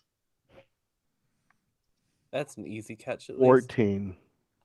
14, that is not going to do it, unfortunately. You need 15 or higher. Mm. So Filane, you see like torch in one hand, knife in the other. You see a lot of stabbing action, and then just sort of like drifts below the elevator at this point. So while we see Filane going out and down and around, we see what I would like to do. I'm still holding a baby bat. Yeah, is I'm gonna Drop just the bat. I'm gonna wrap my feet around the kind of like you'll basically look like you'll see jellyfish move and his leg will basically hook in reverse around the backside of the bar as he goes over the edge of this elevator and reaches out and tries to grab Filane. I'm just going to expend a use of acrobatics to make an impressive feat of agility right now. Rather than roll this to see how it goes, I'm just going to make it happen. Sure, absolutely. So Filane, sir, just as you begin to crest and lose sight of the top of the elevator, two big burly strong hands just come and grab you out of nowhere. Slightly oily. But in a way that's only made them supple. In a way that's made them grippy. Yeah. Well, all right. Your hands are so soft but smell so bad. Filane, now you need notice to tell your mom not to do this again. Filane, you do notice that as you grab Jellyfish's hand, there is like you get like a little prick on your finger from like the underside. Well, I've been called worse. My hand. It's like I got a small prick. You're still hanging. You're still hanging over the edge. You haven't been pulled up quite yet. My hand. This was definitely a stop him from falling maneuver, not a have any way to pull him back up maneuver. Correct. That's where I was at. Well, Claudette, I will allow you to act in this moment. Yeah, I'm gonna hand my bat to Annalise. Be like, oh God, no, please. Okay. Thank you. And then I'll try to haul the other 2 up. Sure, you can definitely go and help. I'm not going to need you just going over there. I don't see a roll necessary, so you are able to hoist both of them up. Since there's already like an acrobatics expended here, I'm totally chill with that. Cool. So hoist it up. You saw these giant bats fluttering. 2 of them actually land and sort of walk on all fours on the elevator, and you can feel it kind of like something slipped up above, like the gear slipped a little bit with the added weight. Oh no. Oh, this is not good. Kuman pulls blade and flintlock like, I'm glad Filane's not dead, but I was sincere about the light issue earlier. Chucks the torch off of the elevator. That's a way. They're oil torches. How are you going to put them out so quickly? No, it's the correct way. Yeah, just fling it. Did you just side-eye me, Tony? I can see your camera. Go ahead. You don't know where anything's oriented on this side of it. Alan Ruby has chucked his torch over the elevator. You're welcome to do whatever you want with your torches. Now, Alan, are you going to shoot one of them too, or are we just throwing the torch? I do not have a gun. Kuman has the gun. Oh, okay. Yeah. You really should have brought something with you. You're like a random shot get fired off. One of the bats fall. I'm sorry, it spooked me. I'm skittish. This is how accidents happen. Yeah, shooting in the dark. Good call. Yes, guys. Acting up again. So though noise is less of an issue, it certainly isn't helping. You see some of the bats do react. The ones on the elevator have kind of like, there's like a head twinge that happens, but they're ready, like still be bestial. There are some others that have like floated up. All right, boys, we're gonna do something here. Absolutely. And yeah, could I have everyone make a sneaky roll real quick, please? Hey, I'm good at that. That's what you say, but then I rolled a 18 this time. Perfect. Fillet. It's gonna be 15 all day. Great. Perfect. 20. Nice. The bats kind of unfurl their wings and sort of like give a wide sweep. Their wingspan is much larger than their bodies, but you're able to avoid being like knocked off. I'm gonna make a Claudette Elizabeth. Would you roll a d6 for me, please? On a 1 to 3, Annalise is fine. On a 4 to 6, Annalise is not. And then Filane, would you do the same for Kuman, please? Cool. That was a 2. Okay. I believe I said fine. 1 to 3 is fine, right? Yeah, 1 to 3 is fine. 3. Great job, everyone. Saving all day. I don't know how to put you in danger at this point. You may act now, everyone. I'm going to let Claudette Elizabeth go first, mainly because Claudette is the most ready, like from the pull up. Jellyfish still has to get reoriented. Filane has to get up. So Claudette Elizabeth, you can be the first to act. Yeah. How much further down does this elevator go? Maybe another 10 minutes or so. It'd be a decent drop if you were thinking about jumping off. Okay, I'll stab then. I was like, can I just cut the elevator line? Yeah. Then right? How do you get back up? Yeah. This was not a well thought out plan. I'm gonna go stab a bat. Okay, cool. Let it rip, Beyblades. It's a 4. You cursed me with the Beyblades. You actually do make contact with the wing, but it has this unnaturally stiff hide that is on the outside, so it kind of acts as like a cloaked shield. Okay. Or a shield cloak. A cloak shield? Sure. It reacts like a cloak that you can use as a defensive item, correct? So jellyfish, yeah. If I were trying to describe it, yeah, it would be a jellyfish. Shield and also a cloak. Correct. Yes, and also wings.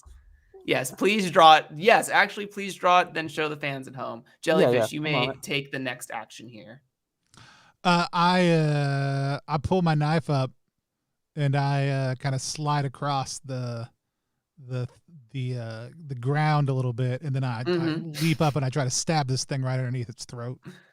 Sure. Why don't you make a bloodthirsty roll for me? It is a 21. Great, that absolutely hits. Yeah, so this one kind of like pulls the wings back and is sort of like on that hunch, and the kind of like the wings in a way shield like like sort of the conal sides of it, but you're able to like slip under, get to the front of it where the fangs are. But that's not a problem for jellyfish. Yeah. Jellyfish just goes and stabs it right in the mouth. You know what I'm saying? No, there's never been a creature in the world who thought, you know what I should do with that jellyfish? Bite it. Yeah, exactly. Ever, not one time. And you have this fresh red blood, and these seem like animals. They don't seem anything crazy. Now they're large, but they're not licking any black or leaking any black ichor or anything like that. They're not like they don't feel like an unnaturalness to them. Okay, so I just lick my lips. Sure. What's this one taste like? You're gonna imbibe in the blood. I mean, whatever sprayed across my face. Obviously, I'm gonna taste a little bit of it. It tastes like Make a iron. holy roll. Yeah. It's little coppery, little spicier than normal too. All right, that sounds right. Um, Luckily, bats don't famously have. We can make a congee with this later. It'll be delicious. Flane, what would you like to do in this moment? I'm getting up, and Mhm. I am going to. How often can I use my abilities? As many as you have quote unquote spell slots for. So your Mhm. roll level determines how many uses you get in that category, but you're welcome to use the same ability more than once so long as you have that number of uses left. Okay. I'm not going to use an ability. I'm just going to attack. I have my knife out, and I'm still angry. I am swinging. I'm just attacking. Not in a Absolutely. rage, just Sure. attacking. Sure. Do you want to go for the one that Claudette Elizabeth is struggling with, or do you want to go for the one that Jellyfish is eating? No, I'm not eating it. I'm just drinking it. I stand by what I said. What would you like to do, Fellaini? Mhm. Okay, yeah. So I look around. I see jellyfish slurping. I can't tell. Maybe he's eating. It's a lot. There's a lot going on there. It's very Tony, much we a only movie. yes and here.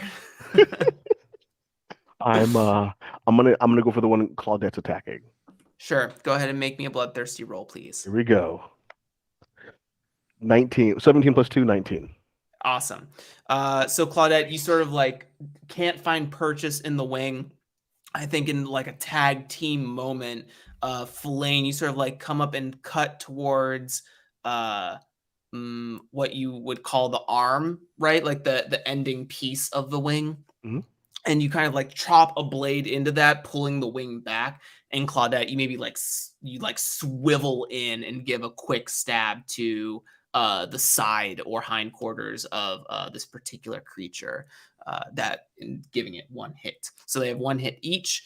I would like for Jellyfish to make a sneaky roll for me, and I think that with the wing situation, Fellaine, roll a d6 for me, and on a 5 or 6, the bat will just leave. Yeah, I'll tell you the number here, but I want you to remind you that these things may track by scent also here we too, and I probably smell like one of them now. 6. Awesome. It's been a great night. Rolls. It's been an amazing night. But I did roll For an 18 you. plus 2 for 20. I can't hurt anyone. Amazing. Nothing is impossible. Except when you're me. Do you remember when you decided we should be 3 levels above starting? Hey, I stand by it. I'm all about it. So the bat that Claudette, Elizabeth, and Fellaine are dealing with sort of goes into a primal state, and its fight or flight instinct takes over and chooses flight in this moment. Kind of like dives off of the elevator. For you, Jellyfish, you eviscerate this thing because it only had 2 hits left inside of it. What would you like to in this moment? Yes, and from the eating thing. I've killed it, but also that was a dodge roll for me, not an attack roll. Oh, you're right. So sorry about that. I mean, Then I you dodged avoid a real bite. good, so if I dodged so good I killed it, I understand. Sure, you What- dodged so good it's eviscerated. How do you kill it? Like I Spreads get the up, wing and it the just, like, blood cut. sprays across me, and I like go to push myself back. And like as I do, I push against it, and it just like flies back into the wall behind it. It's way lighter because it's got its bat bones, and it just slams its head back against the wall, and And it because it then has less crumples blood. down to the ground below. Jeremy Gage does not backstep when he GMs. If I miscall something, we move forward.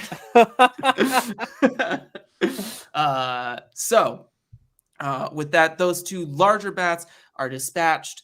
You still hear a decent amount of like heavy flapping above you and around you. You can see a couple of them, but after that particular encounter, you reach the you can see the bottom because the torch is the one that Alan Ruby threw off the edge is still lit in the dirt down below.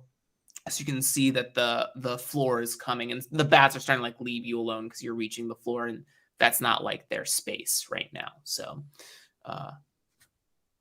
you're at the bottom of the tower. It's the 4th level. We're doing real good. This is the so you can see that the slicked back red hair of Alan Ruby's a little distraught and has to sort of like I am a lucky individual to have met all of you tonight, and I want to thank you for that. Did you see my bat? Annalise like hasn't moved a muscle from give me the baby. Thank you.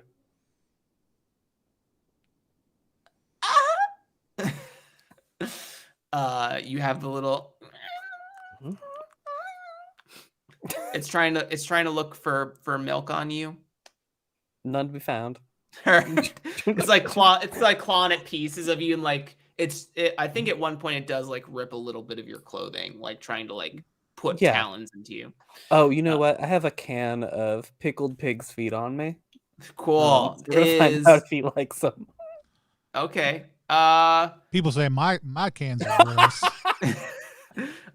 It is a I'm gonna say this realistic- is an unlikely situation, but go ahead and roll d6 for me, and on a 5 or a 6, the bat will ingest in the pig's feet. It's a 6. Great. That doesn't mean that it likes it. It just means that it's putting it in its mouth. Well, it's by pickled choice. pig's feet. No one likes them. But once you put one in, you're gonna want to put You another gotta one eat the in. whole can. Yeah.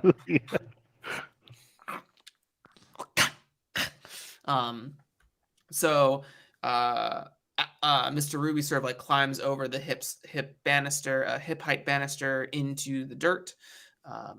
Kuman, after firing several shots into the air while you were all fighting, starts to like reload his gun, put a little bit more powder inside of it, and tuck that away, puts the cutlass down. Annalise is looking around for a way to wash her hands, and she knows that there isn't one, but it's still I got you.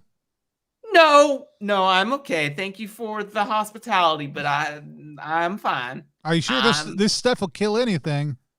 That's what she's worried about. Yeah, concern. Thank you. All right. Of course.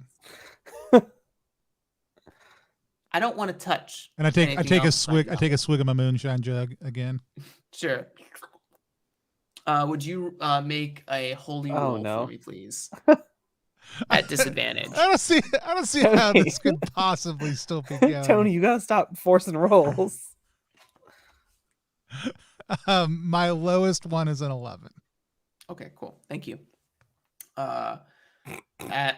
You can see that there are, as you finally adjust to the space and take in your surroundings, the floor is mostly covered in dirt. There is stonework underneath you, and it does look like there have been attempts to like sweep it up because you can see pushed piles to the edges of the circular space, but to no avail because stuff keeps dropping in from above. You see these piles here? Dirt. It's where vampires died. Oh. Some of them bats. Probably You vampires. know, vampires aren't real. Jellyfish. As you're sort of looking around the space, and taking it in, you see that there are dark stains in underneath, or the elevator is not touching the floor. It is like sort of like hovering above. But there are like dark stains underneath the elevator that looks like, honestly, it looks like a splatting impact. Did y'all, how fast did y'all come down in that thing? This is a newer edition. I do not deny that there were some accidents, and I'm happy that the construction workers were able to clean up down here. This isn't the last team that went down. Said they didn't come back up, you don't think? It could be a combination of amounts of teams that may make up these splatterings. Well, I don't like that. No, I can't say that. So if the first team that came down was the A team, and the next team they're that the came left down was the splat. B team, The right splat. what letter are we? Your team K? You've sent 5 teams down here? Pissed. I knew you were gonna. I'm upset. Yes, Jellyfish. We sent 5 other teams down here. That's a lot of teams. That's a lot. Additionally to the circular space, again, 60-foot sort of diameter situation here, you can see that there are 3 arches that make up exits for the space as well. Again, nothing, these are not natural, these are carved out spaces. And the center one has that same symbol you saw earlier, Filane. The symbol of the Golden Crusaders. Crusader. There we go. I was just going to put words together until it worked. Oh, man. That symbol's everywhere. Well, 2 places so far, this and the one you saw earlier. Everywhere. Yeah. Everywhere. We have explored the other 2, and they end in what look like sleeping quarters and storage quarters. It seems more of the ritual chambers are further forward into the space. All right. Well, here we go. Lead the way. Well, would you lead the way I don't know the way. Yeah, you said we got to get to the level below this one, so that means this level's cleared already. It shouldn't be a problem. You should just go right up front, right? We will. All right, we're walking. I'm walking down the tunnel of darkness that I hired other people to do. But that's were you just gonna wait here? No. I got it. You're waiting in the elevator. Okay. That's fine. I have no weapons on me. I'm okay. Well, but whose choice was that? We'll get a little more money. I'm already halfway down. Okay. Thank you. I've got it under control. I just don't understand why you'd come down here without a sword. Continues forward, leading the way. You can see that there are a number of steel bars in different areas along this tunnel, and they are stuck under like pressure plates or stuck in between, like on something on the ceiling. So these seem to be like sort of disarmed traps that are down here. That have already been taken care of. So you have to kind of like laser dance your way past some of the steel bars. Yeah. Boop, boop, boop, boop, boop, boop. The glowing gloves, the fingertip glowing gloves. No, baby I was thinking bat. More spy thriller things, but yes, baby bat. But you sort of obstacle course your way through that. I would like all 3 of you to roll a d6 for me, and on a 1, you hit one of the bars. Another 6. Cool. 1. Amazing. I'm about to say, if I didn't roll a 1, I was just going to volunteer. By the way, if you're just joining us, we're playing Lowcountry Crawl. This is not my normal voice, but I forget it if I stop using it. Go ahead and if you want to check out the game, you can check out the link down below. Hit !! Get low for a chance to win a copy of Lowcountry Crawl, or you can go donate to the Lowcountry Take Action committee, and send the DM to Odd Johnisms over on Twitter, and get a copy also that do that way for only 6 of you, up to 6 of you. But yeah, thanks for joining us. Back to it. I did. I absolutely rolled a 1, but it's okay because I was going to hit one either way. So 2 ones here. I would like both of you to make sneaky rolls with disadvantage, please. I'll go ahead and say this. It's not accidental. Like, this is me fiddling with it.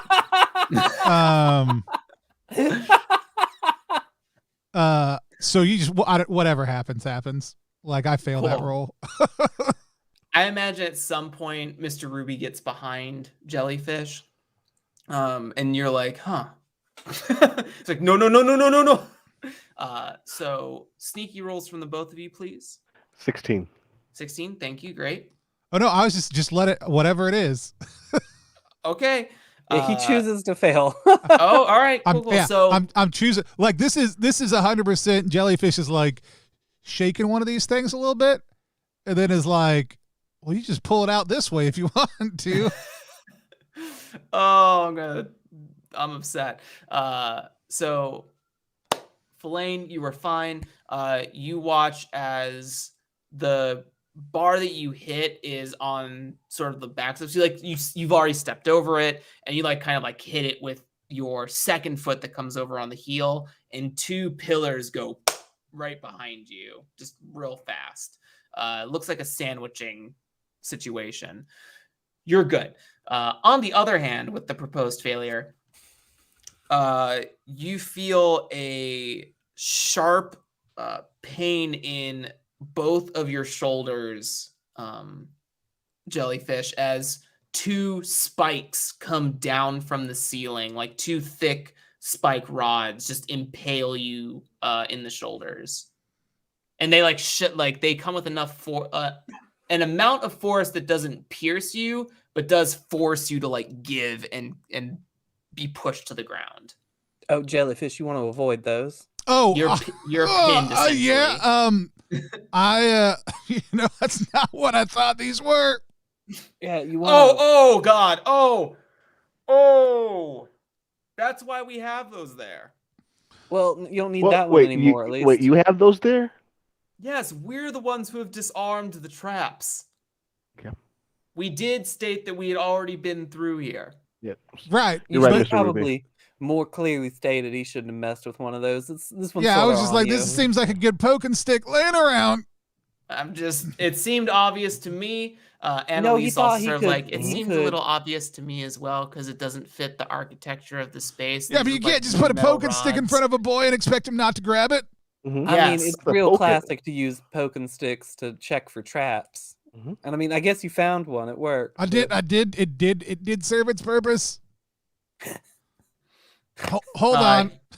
You take 2 hits in this instance. What? Oh. Killer GM.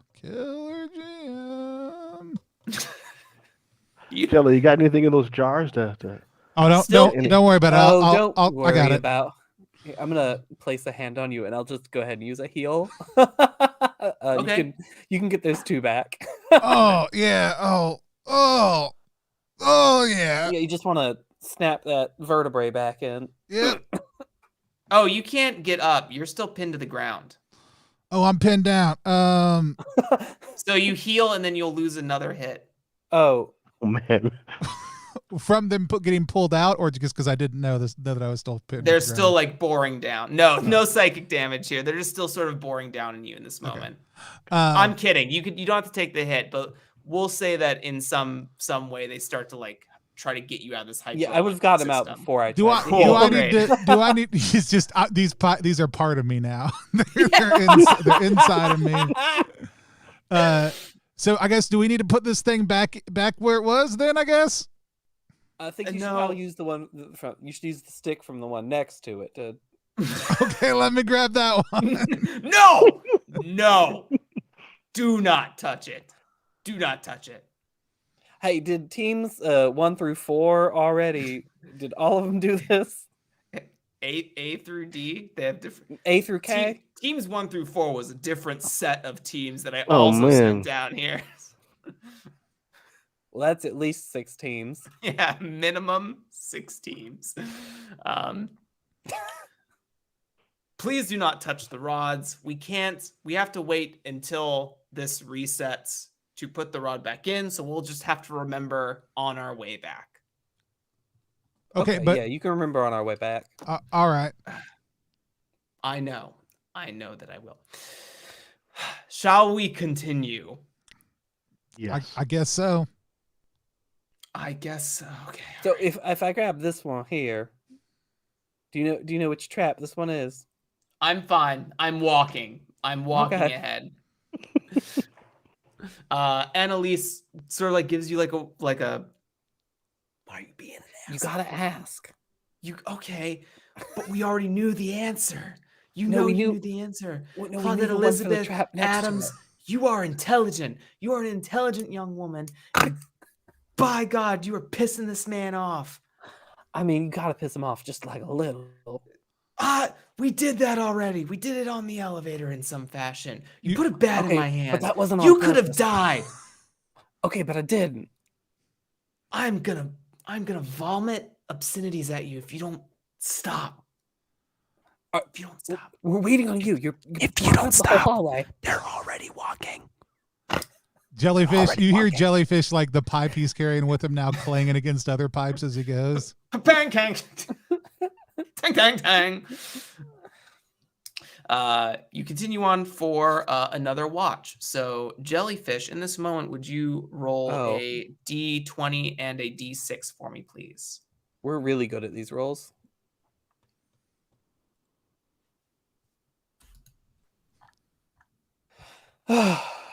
Well, I got a 1 on the D20 Mm-hmm. Okay. and I got a 2 on the D6. Okay. It's bad news and bad news. Okay, cool. So, This one's Jellyfish, Cthulhu. you're in the middle of the group. Yep. In what I'm assuming. I think the marching That was order is the sort of original like- marching order we established. I mean, technically I'm towards the end, but only mildly. Sure. But you're in the middle of the pack is what I'm seeing. Or can Yep, we yep. agree on that? This hallway is large enough for like 3 people to comfortably walk side by side. So if you're like a little diagonal mosh pit, then that's also a thing.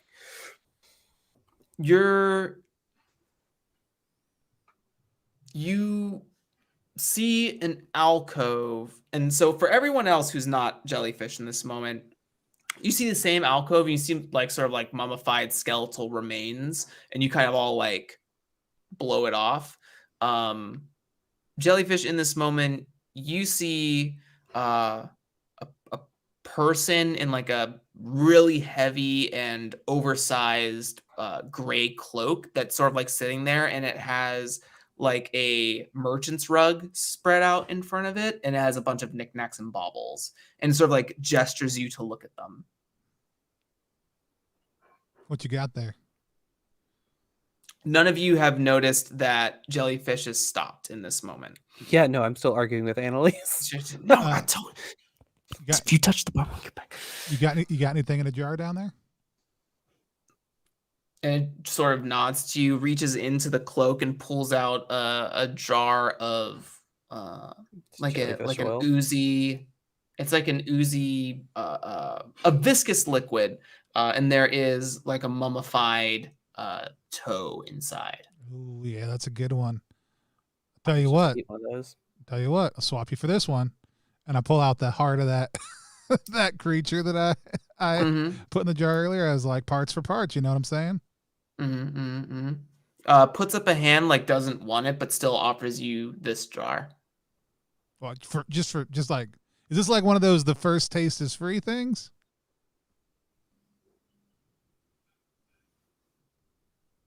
I look down at the rest of the mat. Does he have anything? What else does he have down there? There's like a brass spoon, what looks like some sort of like a wood set of dolls that have different faces on them. You can see that there is like a music box as well, like a crank music box. So it's very obviously something of that nature. And then like a broken piece of a wood instrument. Maybe it was in like an oboe style thing or a flute thing. It's not really easy to some tell. sort of wood a reed instrument, as it were. Yes. I mean, it just don't seem fair for me to get something, you to get nothing. It doesn't. It does not look up at you. It just sort of like stays head bent down and just sort of like puts. All right, here's the deal. I'll take it, but we got a drink on it. Just continues to hold it out in front of you. And I'll take out the lid of one of my empty jars, and I'll pour a bit of the moonshine and hand it over to him, and take the jar from his hand and like hand him the lid full of moonshine. Okay. I say, you drink and I'll drink. And you see the jar sort of like disappear underneath the hood. Okay. And I'll drink some of the liquid from that toad jar. Sure. Would you just a little taste? Would you roll holy at disadvantage for me, please? What? Would you roll holy at disadvantage? There's a lot of disadvantage happening here, I feel like. This is my first time drinking this thing. This one. Well, you got what you wanted. Tell your story, Jeremy. It was 2 ones. Perfect. You turn into a toe. You are a large toe now. No. All of a sudden, I'm looking out of the jar, and that toe's looking in. Yeah. Oh God, that might have been better, but no. So you finish drinking. There's the toe left in the jar. No. I don't drink the whole thing. That's silly. I just drink, we're doing swap with a little taste here. Sure. A shot. What's it taste like? It tastes actually a little like cocoa / chocolatey. And has almost like a rich lavender like undertone to it. Excellent. I've had worse. I'm not gonna lie. Okay. How was yours? You see the remains of a skeleton there when you tilt back to look, and you see the empty heart jar in your hand.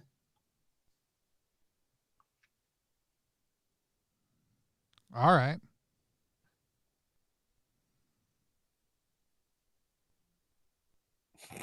All right, great. So do you catch up with the rest of the group? You don't take any time to analyze what's happened to your life in that moment? Nope. No, does this thing have a cloak on? The skeleton remains? No, there's Okay. no sort of like clothing. It's kind of like spider web ridden. I'll take some of those spider webs and like as many small little toe bones as I can fit into that heart jar. And Sure. and I'll take all those. Got a lot of toe bones now. Absolutely. Jar full of toe bones. Yeah, a jar of toe bones. Let me Make sure update my character sheet with those essentials. You catch up with the rest of the group. You continue onward. And your neck is feeling a little itchy. Mine? That's Yeah. just the jellyfish coming out. Yeah. Yeah. I'm just becoming more jelly. Yeah, just more jelly by the second. For all clarity's sake, while I'm not saying exactly what it is, the rolls are a speed thing, not a preventative thing. Sure. Uh-oh. So it won't matter then. We're good. Just keep walking. Yeah. You continue forward. You reach a set of stairs that branch off and kind of like swoop into a second level. And you can see that there is a massive double stone door that fits into an archway that has been opened. And when you get between the two, the set of doors, you can see that icon split in half on both sides with there is like a deep stain that runs the center of the of the door on both sides, like the what would be the center of the double doors on both sides. And the right one has a circle that is the only asymmetrical bit of the two doors. And you see Mr. Ruby sort of like gives a little shudder while Kuman and Annalise are sort of in all of this. What's interesting is that it's no longer like dull hewn stone. Is like a rich marble in this space, like a rich white marble. Flame, you got to try this. It is delicious. I mean, you can't have too much, but What's it taste like? You ever had like a lavender infused chocolate? I haven't either, but I think this is what that tastes like. I mean, I've had chocolate. I've smelled lavender. I've heard the rich folks talk about that. Yeah. You know, I wouldn't be surprised if they had toe juice up there. Give me some. Yeah. I mean, the toe, it's fresh because the toe is still intact. Yeah. It's a delicacy. Just a taste. It does not taste like chocolate or lavender in any way, shape, or form. Oh, what? Jellyfish! Your taste buds are broken. Nah. No, dude. You're just trying to get more. No, I promise. You want another hit, you can't have it. No, I can't. I've got the biggest taste buds this side of the Mississippi. I think you're incorrect. It's all one big taste bud. Oh. I stick out my tongue. There is some sort of horrible growth all over the top of it. You should get that looked at, but I don't think we got time for it right now. My stomach is sour. You see that Mr. Ruby stares at the right side door for a long minute. Is it that weird little circle thing? Yeah. Peels back a glove and reveals a prosthetic on the opposite hand. Just to be fair, I know I may not be sacrificing as much as anyone I've sent down here, but I've not given to this place. Not knots. Not. Jellyfish he's talking about his hand. Maybe arm too. Pulls up all the way to the bicep, and it's all prosthetic. That's some good work. Thank you. The finest money can buy. Was that the hand I was shaking? Yes, that is the hand you were. Yeah, I couldn't even. I've shaken a lot of hands in my time. It's the padding of the gloves that help, to be honest. Yeah, makes sense. Reminds me, excuse me. Pulls like a little thing of oil out and like squirts it into the joints. Jellyfish got some of that too. Just if you're out. No. I got salves. I got lint mints. I got ointments. Got jellyfish oil. You got oiled jellyfish. Barbecue got jellyfish. You got jellied oil fish. Roasted jellyfish. Oil jellyfish. Got a whole jellyfish barbecue going on. No, I'm fine. Annalise sort of like kind of nestles up to you and sort of kind of puts her hands around your elbow and is not talking to you, but it seems a little frightened, or I guess more than a little frightened in this particular space. Kuman just sort of like rests his hand on his gun. Yeah, just if you're gonna have your hand there, you need to be in front of me, Kuman.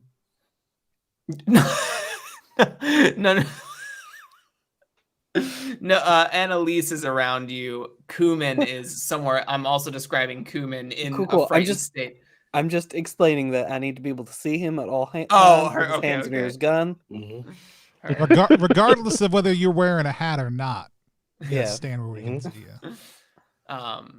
Kuman doesn't hear you, and not like in an ignoring you way. Just as like it seems really focused on. Kuman's been struck deaf to keep this this mission moving. Yeah.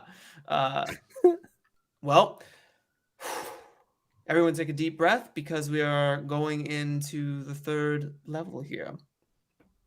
Well, the first two were easy. Yes. Yeah, you should have had us earlier. That is correct. That is correct. Time is of the essence. Be the new A team. Mm-hmm. The new A team. Indeed, yes. Kind of like slicks back again. His like bright red hair. Kind of like readjusts his vest and walks into the double doors space. And disappears into the shadow. Or at least you see like the bobbing of a torch. So that man needs a torch, but okay, cool. I guess we'll follow. That's what we need to be doing here, or is he leaving and coming back? I think we get to follow. All right, cool. All of you follow behind him, probably just like 10 feet back. If you want to catch up with him, you're more than welcome to. You can see it. Have him 10 feet out front. You can see a lot of the marble work, as beautiful and pristine as it was in the space before you. A lot of it has chunked off, and you see natural cavern revealed underneath. So this is a little bit more of a worked or warped space. I would like everyone to roll a d6 for me, and let me know if you roll a 1 or a 2. That's a 2. Thank you. I like how you're now unwilling to tell me what horrible thing is going to happen so I can premeditate. A 4. 4. Thank you.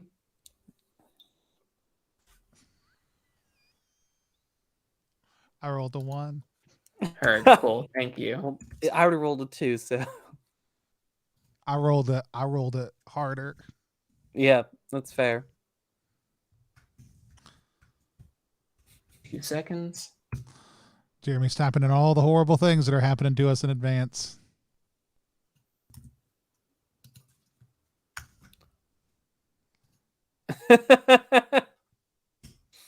Cool. So, Philaine, as you sort of like push through the space, you notice that for like the briefest of moments, Claudette Elizabeth and Jellyfish sort of like go catatonic, standing up, and like kind of just stare 1,000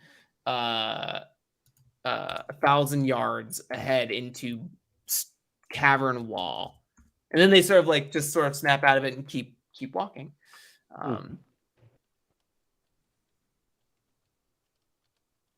As you continue down the space, you end up going to another set of like wide stairs that are flanked by railings, and you see another large double door, and you hear like a scratching noise on the other side, like something clawing at the door. Is Mr. Ruby with us? Mr. Ruby is ahead of you. Like Mr. Ruby has actually put a hand on the door, the prosthetic hand on the door. What, Mr. Ruby? What is that? Yet toward the right. Excuse me?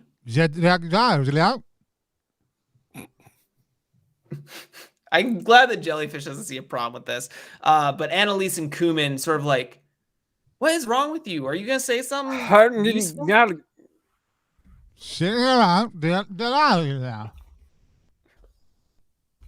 This might not be for an actual play, but we'll roll with it. Feel free to use body language cues to describe what you're doing. But no. Mr. Ruby does not seem perturbed by what's happening behind him. He just seems very focused on this door. But Annalise sort of like gets very shocked by what's coming out of your mouth, Claudette Elizabeth, and just sort of like looks a little confused. And Kuman also like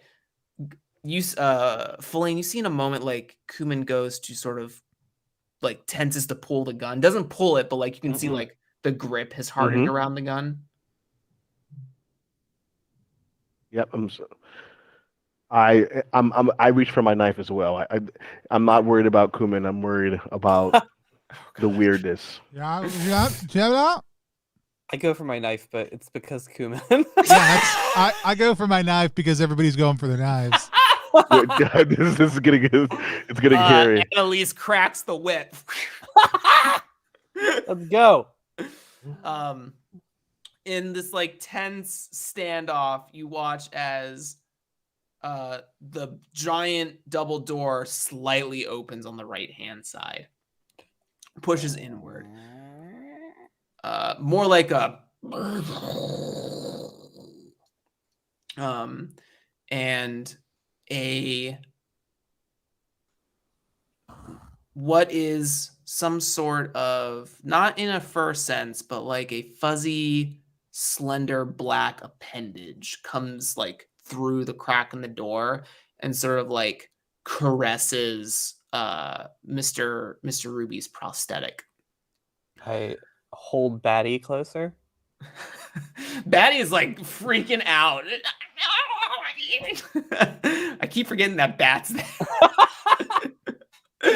I only remember when it's funny. But oh my god, yeah. The oh my god felt so acting real for a moment. There's a mosquito in this room, and it's been Are you sure flying it's not around. The best like part is the way you're hour and a half. swiping right now. There's birds flying right through that zone Yeah, in your virtual background. I'm having a real hard time. Take whatever time you need, No, especially as you're confused. But you watch as this like thing caresses Mr. Ruby's arm, and then Mr. Ruby sort of like squeezes into that space, leaving you all sort of behind. Yeah. Jellyfish, how many fingers am I holding up? Wait, I did it wrong. Jellyfish, hold up 2 fingers. Okay, so you can understand what I'm saying. Yeah. Well, I cannot understand what you're saying. What? Jeremy, do we realize we're speaking wrong? Oh, for sure. Like Okay, it's cool. not like you're hearing your own. Like you hear what's coming You out of your said mouth. tugs. You said tugs, so I assumed we 100% knew did not know. Yeah, we I were. assumed the same thing. I was like, Sorry. I'll roll with No, it. you do not understand what you're saying. Thinking wise, you know what you're trying to say. I will say That's that. fine. For Jellyfish, that probably still tracks it. If he thinks he's saying a certain thing, Yeah. that he's assured that is what's coming out. Annalise looks worried, but it's still sort of like at your, like, for this immediate second, like at your side. Claudette Elizabeth has like cracked the whip more in like Kuman's direction, like, don't you fucking pull that gun on my sister sort of thing. Okay, well, thumbs up, we follow. Thumbs down, we don't. Glorpubin. Yeah. Glorpubin. Okay, That's the title of this episode. We are following them in. I just gotta look up Simlish at this point, right? I'm great.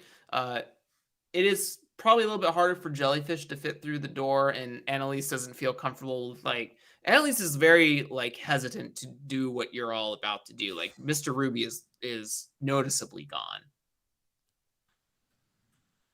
I want my money. Is it hard for me to fit through the door because I'm such an intimidating figure, or is there? I assumed you were rather large. No, not particularly. Oh, okay.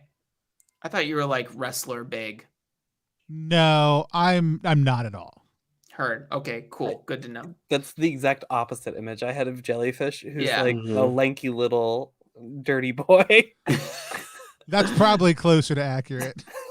Ultimately, I was going to say that you just had to shove the door open a little bit more, but otherwise, I guess not. So you can all sort of like squeeze in. It's not a comfortable squeeze. What's interesting is that if anyone does try to like make more room by themselves, not possible. It would take all 5 of you, and it would still be like an extraneous amount of effort to do so. So it's crazy that either Mr. Ruby did it or this thing behind the door did it. But Ruby could have been helping us this whole time. You push through in space. It is pitch black, and it almost feels like the space is suffocating your lights. Like whatever light you had before is probably half, if not 3/4 less of its effectiveness. I'll pull out one of my torches and light off one of the other ones just to get some more light going. Even still, like even combine them sort of together, it still feels like this is not right. Something's not right here, guys. That is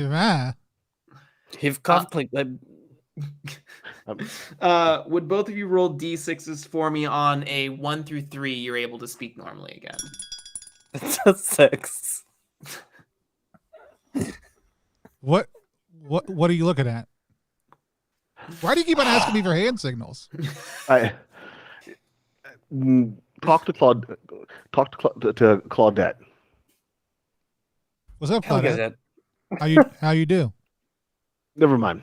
Let's find Mr. Ruby. Let's get our money and let's go. We've killed so many creatures. It's him up there, right? Yeah. All right. But you don't see Mr. Ruby at all. Oh, we don't see that torch in the distance? No, Mr. Ruby did not take the torch in. I'm gonna look down at Batty. I'm gonna try to get it to echolocate for me, but I can't communicate this. Because that's what's holding you back right now. He speaks English, obviously, because it's how I've been communicating with him. Roll a d6 for me. On a 6, you can use Batty to echolocate. On 6, you are speaking back. Oh, come on. It doesn't work. Okay, whatever. I got a 6. I tried to show it off, but the green screen. I'm mad. So Batty sort of like, as you want, mother. And here he can speak perfectly. Yeah. Screams into the space much louder than you assumed its little body could. It just goes on for forever. Nothing comes back. Glorpete? Yes. May I have more pig's feet, please? Yeah, I'll unscrew the jar. Yeah, the thing about pig's foot is it's not that the taste is bad, it's that the aftertaste is worse. So you might as well just keep on eating them. I mean, once you pop, the fun don't stop. Mm-hmm. Are we gonna get murked for that? For the slogan use? So do you just continue forward or? Yeah. Cool. You continue forward and you hear a gunshot behind you. Now, I know that Kuman is not behind me because I have not let that man be behind me. Yes. It is hard to see each other. If you're not, like, Annalise is right up next to you, so you can see like her face and whatever light you're carrying. But everyone else is like crazy hard to see each other. Does Kuman have his own light source? I just need to be able to keep a... No, Kuman did not have his own light source. Shit. I mean, I guess we can just watch for the muzzle flare. You saw it. Was it up ahead? It's like it was in between all of you. Well, that's Kuman. Kuman, is that you? No response. Glorsk. Guys, I think Kuman might be gone. Kuman? Splat right in front of Jellyfish's Kuman's body. Oh,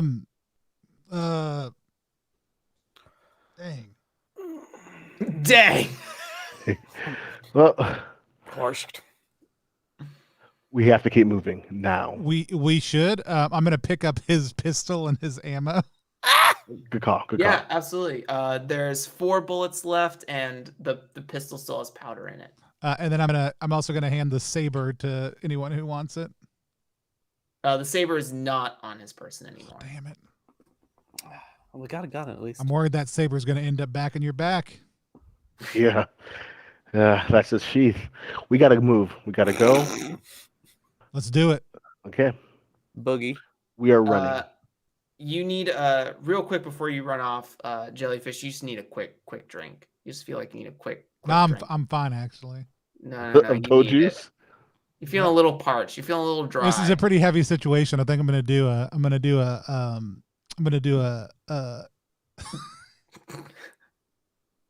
You're gonna take a drink and do a check, aren't you? Or are you gonna pour one out? I'm gonna do a yeah, but you know, in this kind of situation, what we do is we do a jelly back. So I'm gonna crack the seal on my jelly back. My pickled jellyfish. Give it a good whiff. Mm-hmm. Oh yeah, smells amazing.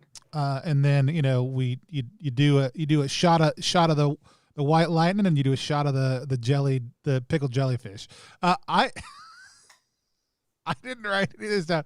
In my mind, pickled jellyfish had some sort of restorative quality, but I don't know what it is, and I didn't write it down. So just FYI, GM. Sure.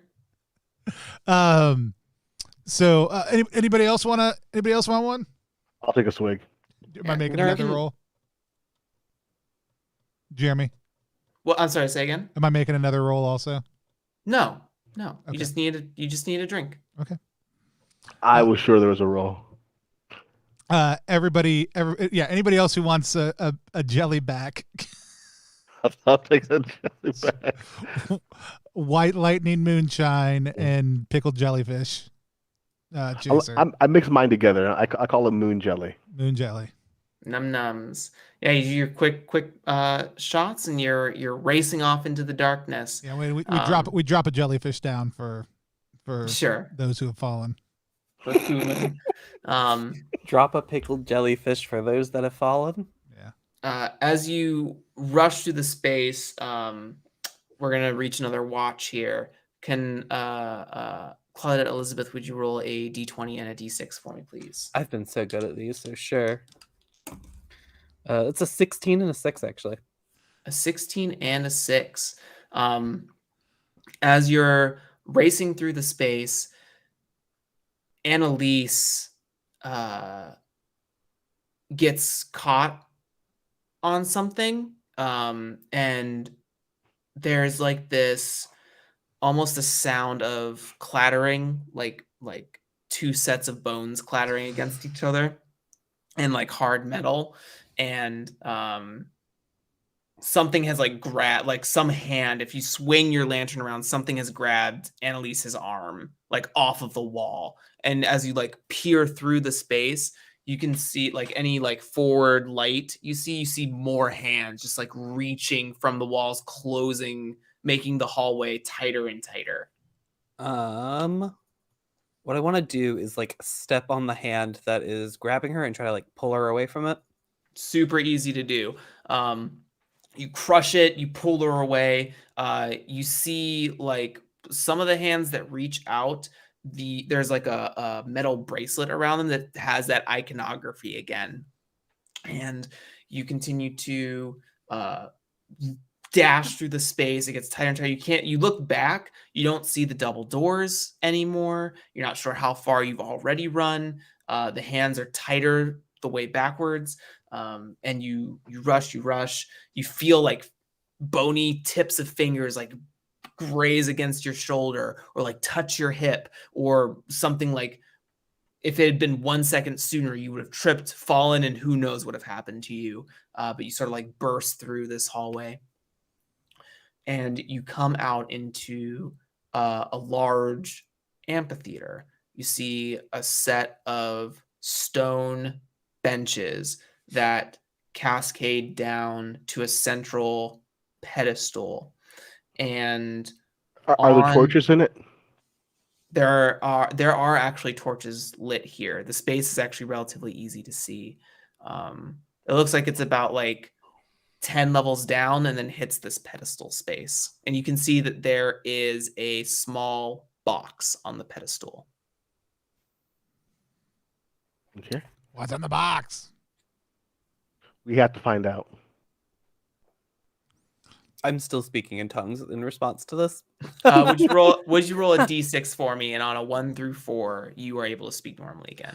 Hell yeah, that's a 1. I was like, oh no, that's a 1. Yeah. But we're good.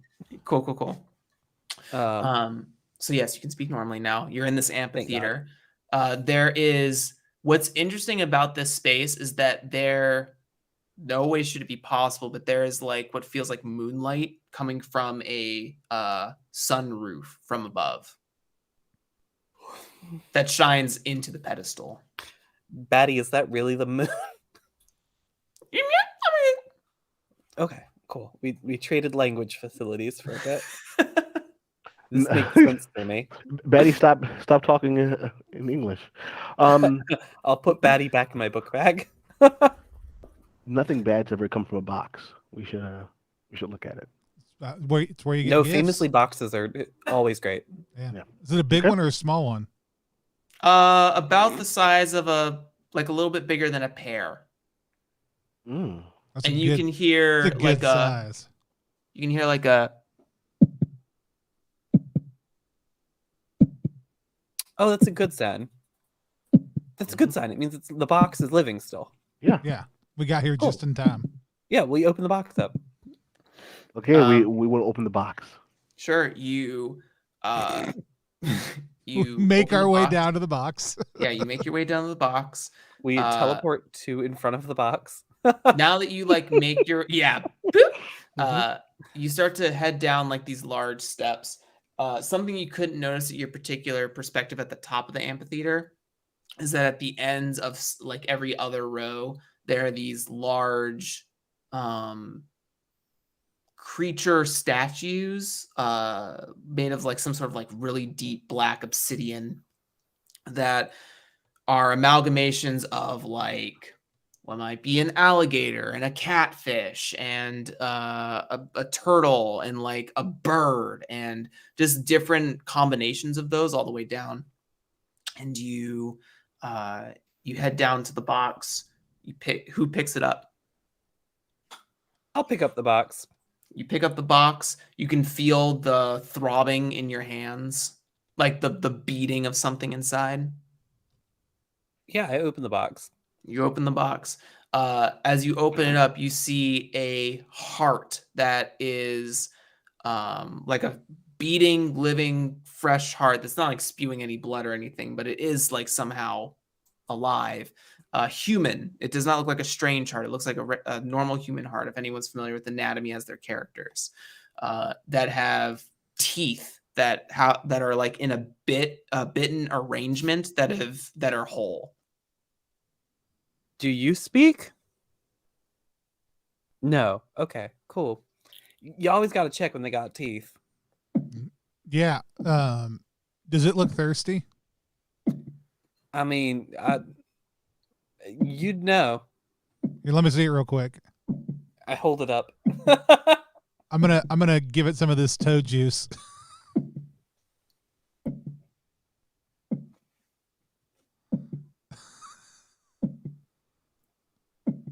Apparently, it's now thirsty. What should we do with it? Batty, you hungry? Who wanted the knickknacks? We have to give half this heart to somebody. As you sort of like swivel in the space, all those statues you saw coming down have blocked the exit back. Oh, well, that's a good sign. That is. Are they still statues? Yes. Or are they still, I should say? Yes. If I like move the heart around, do their like faces move to look at it or anything weird? No. If we put the heart back down, do they move away? If that motion happens, they do not move.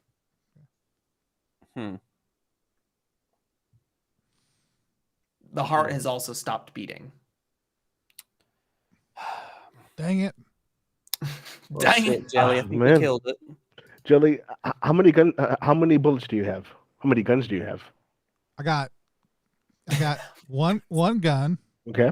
And K I bullets. got like K bullets. Wait, not K. K's too many. I got Okay. I got e-bullets. Mm-hmm. And one gun. That's a gun. Mm-hmm. Well, save the bullets, and I think we have to find our way out. You want to fight a statue? Well, do you have a better idea? I mean, can we just like slip under him? I mean, where did Mr. What's his face go? And why did we go into this hallway? Yeah, when he disappeared, we could have just turned around. We can still get out. We have a heart with us. That could be worth money. Well, not if it's not beaten. Yeah. Maybe if I just squeeze it. Oh. No, that doesn't work. Jellyfish, your neck is like really starting to feel itchy. It's just the jelly coming.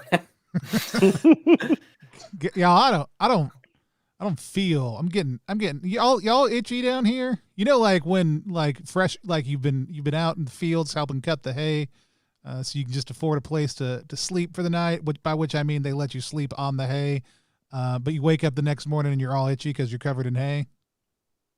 Yeah. Yep. My neck feels like that all over. You sort of like you look at Jellyfish's neck, and Jellyfish, if you scratch at any point, you feel like something come off in your hand, and it looks like a fish scale, like a really large. Sharp That's not good, scale. and I eat it. First of all, have you ever tried to eat a fish scale? I mean, it depends He's on trying the right scale. now.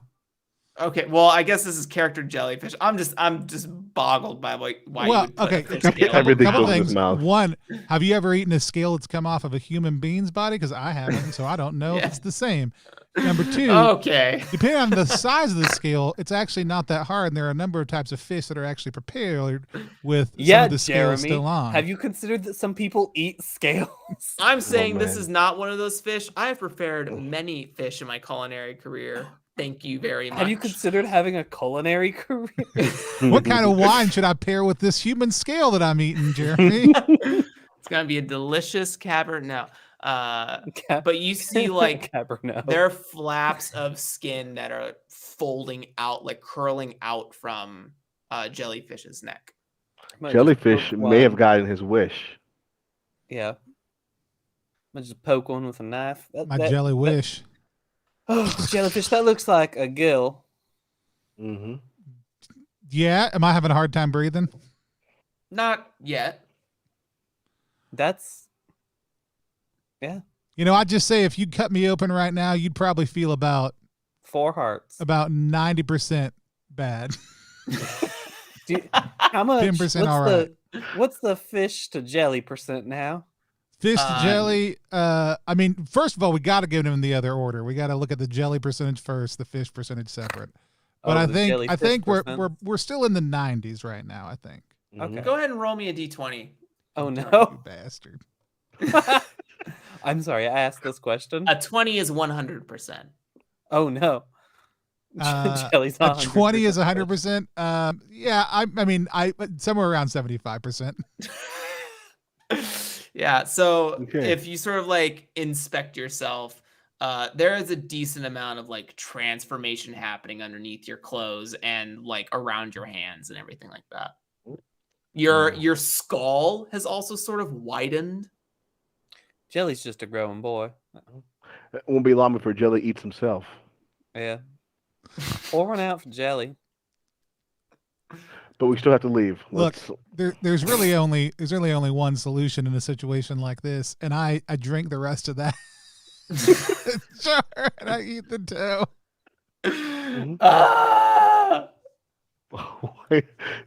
Make a holy roll at disadvantage. Yeah, no, we're already there. I was just seeing how, like, I was gonna see if Tony had to re-roll a character. That's basically where I was going with that. But you're in this amphitheater and you don't see any particular way out. The statues are there, and you hear sort of like this the rubbing of stones together, like stones sliding, and the pedestal that you're standing by starts to recede and into stairs that lead downwards. And after a few moments of that function happening, you see as Mr. Ruby comes out of the stairway, fully undressed, stark naked. There are tons of lashes on his body, and his chest is ripped open where a heart should be, and you can see tattoos on him of the same Golden Crusade symbology all over him. Now, Mr. Ruby, is this your heart? Was this your heart, I guess, because it's mine right now. I knew what this place was, and I'm so thankful to all of you. And as he finally opens his eyes, just white, there's nothing, there's no pupil there. His hair is completely distraught. His like mustache is half torn to bits. There will be a new dawn in this current century. There is a reliquary down beneath of the good God, and I knew they wouldn't let me down. I knew my ancestors wouldn't stop me or would help me in futures to come. And oh, bountiful, bountiful, thank you. Oh, the Golden Crusade. You all know that this is bad jubes. This is an encounter. Did you answer my question about this heart? Is this yours? There need to be more. We need to feed the beasts below. Quiet. I ask you a question. Now, you've been real cryptic all day. I just need to know if this is your heart. You watch as one of the arms separates at every joint and extends and whips and grabs Annalise by the arm and yanks her to him. I am throwing this heart at Jelly and going at it. Jelly snatches it out of Jelly's like mouth elongates into like a fishy chompy snout as he eats the heart. Crunchy tooth. I'm gonna kill this man. Sure. In this instance, I would like everyone to roll for initiative by rolling 1d6. On a 1 to 3, you go second. On a 4 to 6, you go first. Did I keep 5 from me? Did I keep alertness? So it is a party roll. Just FYI, Jeremy. For heard. Oh. Cool. Never mind. Then, Filane, would you do that for me, please? I rolled a 5. Perfect. So you all go first. I run up and I leap at him, and it looks like I'm going to chomp down on his shoulders. But what I do is I smash my jug of moonshine all over his body. Oh yes, the oils. At least that's what I attempt. At least that's what I attempt to do. Hold on. Is that a bloodthirsty attack in what you're doing? Yeah. So that's gonna be a cool. 19. 19 is going to hit. Congratulations, because that's going to be the number. that's the just for anybody playing along at home. That's the number. So this is not filled with oil. This is filled with highly potent alcohol. Sure.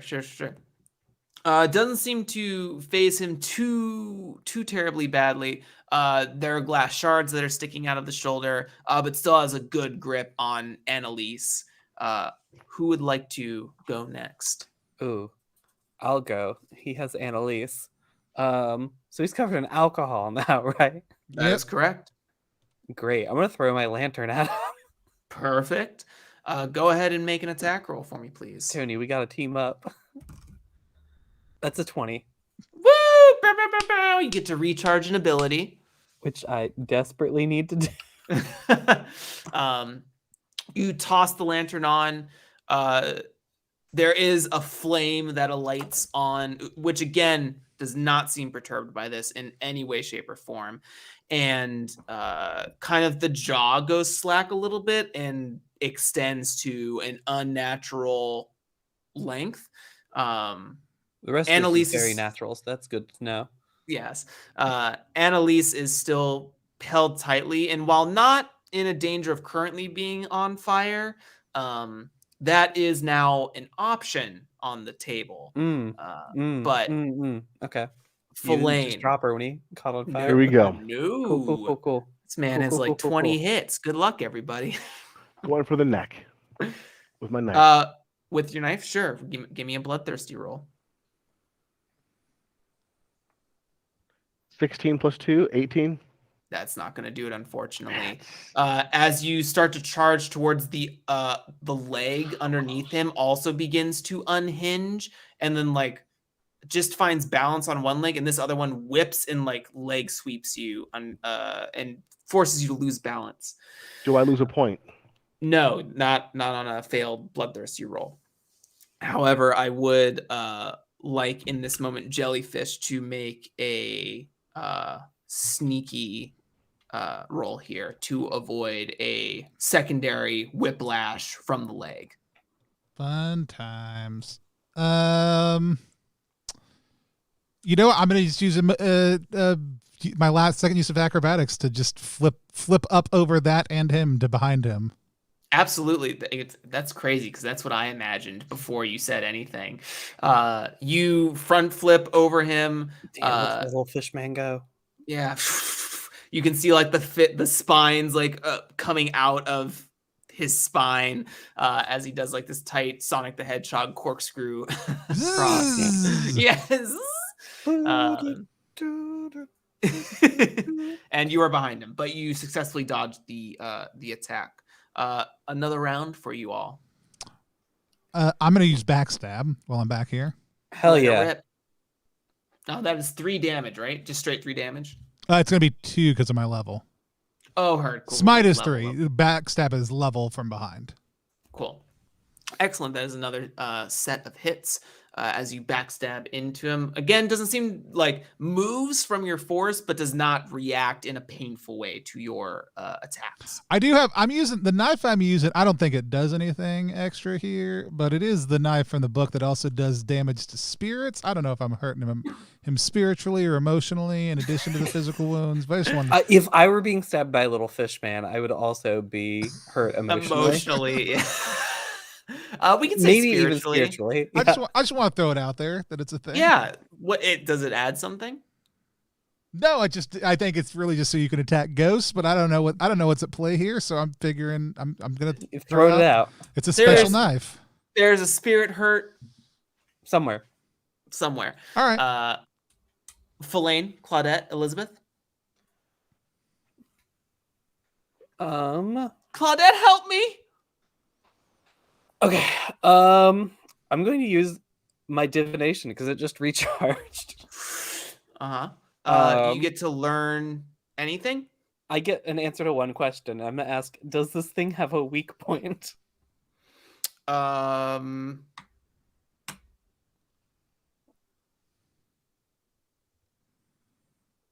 mean, if the answer is no, it's no. That's fine. The weak point is that if you stab him 20 times, he dies. Yeah.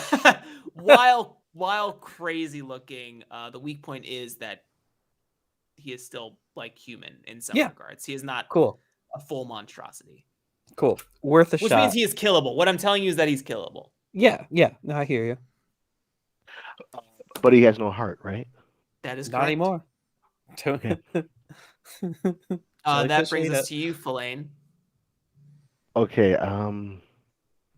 You kind of like get back up. I'm gonna get up. I'm gonna go over the eye. Sure. Give me that bloodthirsty roll. Got to get that 19. 4 plus 2. 4 plus 2. Unfortunately, that's not going to do it. It's not. Yeah. It is the hard thing going in all bloodthirsty. You can do a lot of cool stuff, but you don't have any sort of auto hit.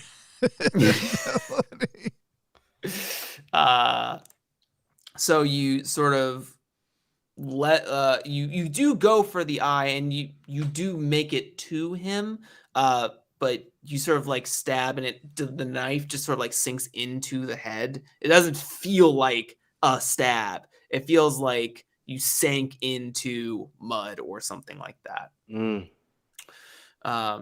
That's going to bring us to it. I would like for... Is he taking any damage from that fire?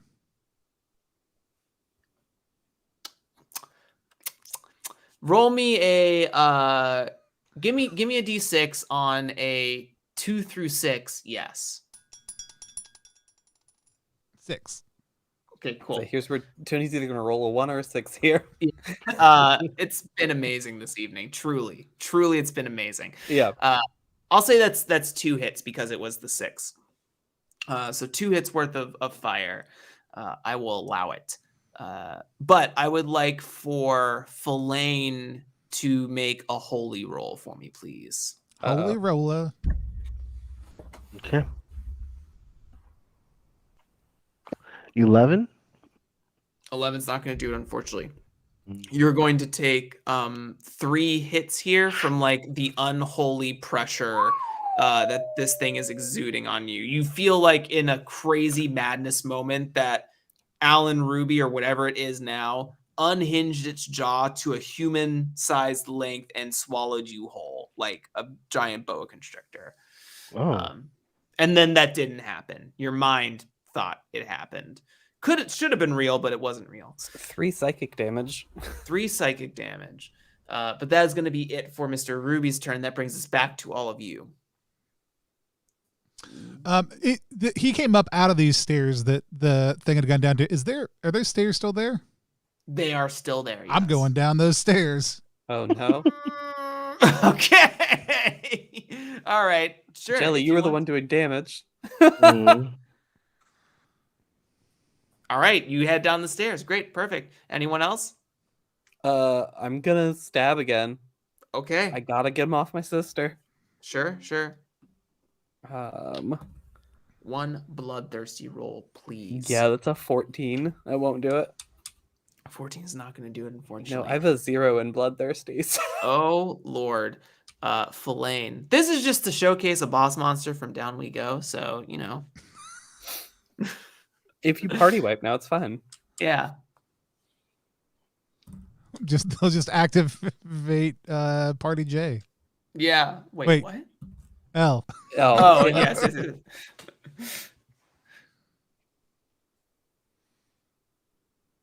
got an idea? I'm gonna follow Jelly. Oh God. Okay, great. You head down the stairs? Yeah, I'll 1v1 a god. That's fine. Yeah. He's not a god yet. Your sister's still there. Okay, no. I changed my mind. I gotta stick with Claudette. No, you're legitimately good. I'm just giving you shit. Yeah. Go down those stairs. Shit postmaster. I'm down the stairs. Yeah. Down the stairs it is. You are the only target currently. Hell yeah. Actually, in this moment, would you roll a d6 for me on a 5 or 6? Annalise is the one who's going to take some harm here. Well, shit. I rolled a 6. Do you want me to roll fire damage again? Yes, please. Thank you. Yeah, we'll do it on his turns. He's going to take another point of fire damage. Heard. Another point of fire damage heard. That's pretty good. I mean, I didn't make the HP wicked high, just the unholiness. Only 20. Yeah. Only 20. We do 1 damage if we hit. Yeah. 3 turns. It's a boss, people. I also want to point out the problem is that there's a number of things we can talk about afterwards, but none of us took high damage abilities. That's part of the problem. Not one of us. There were plenty of them. There are so many of them. But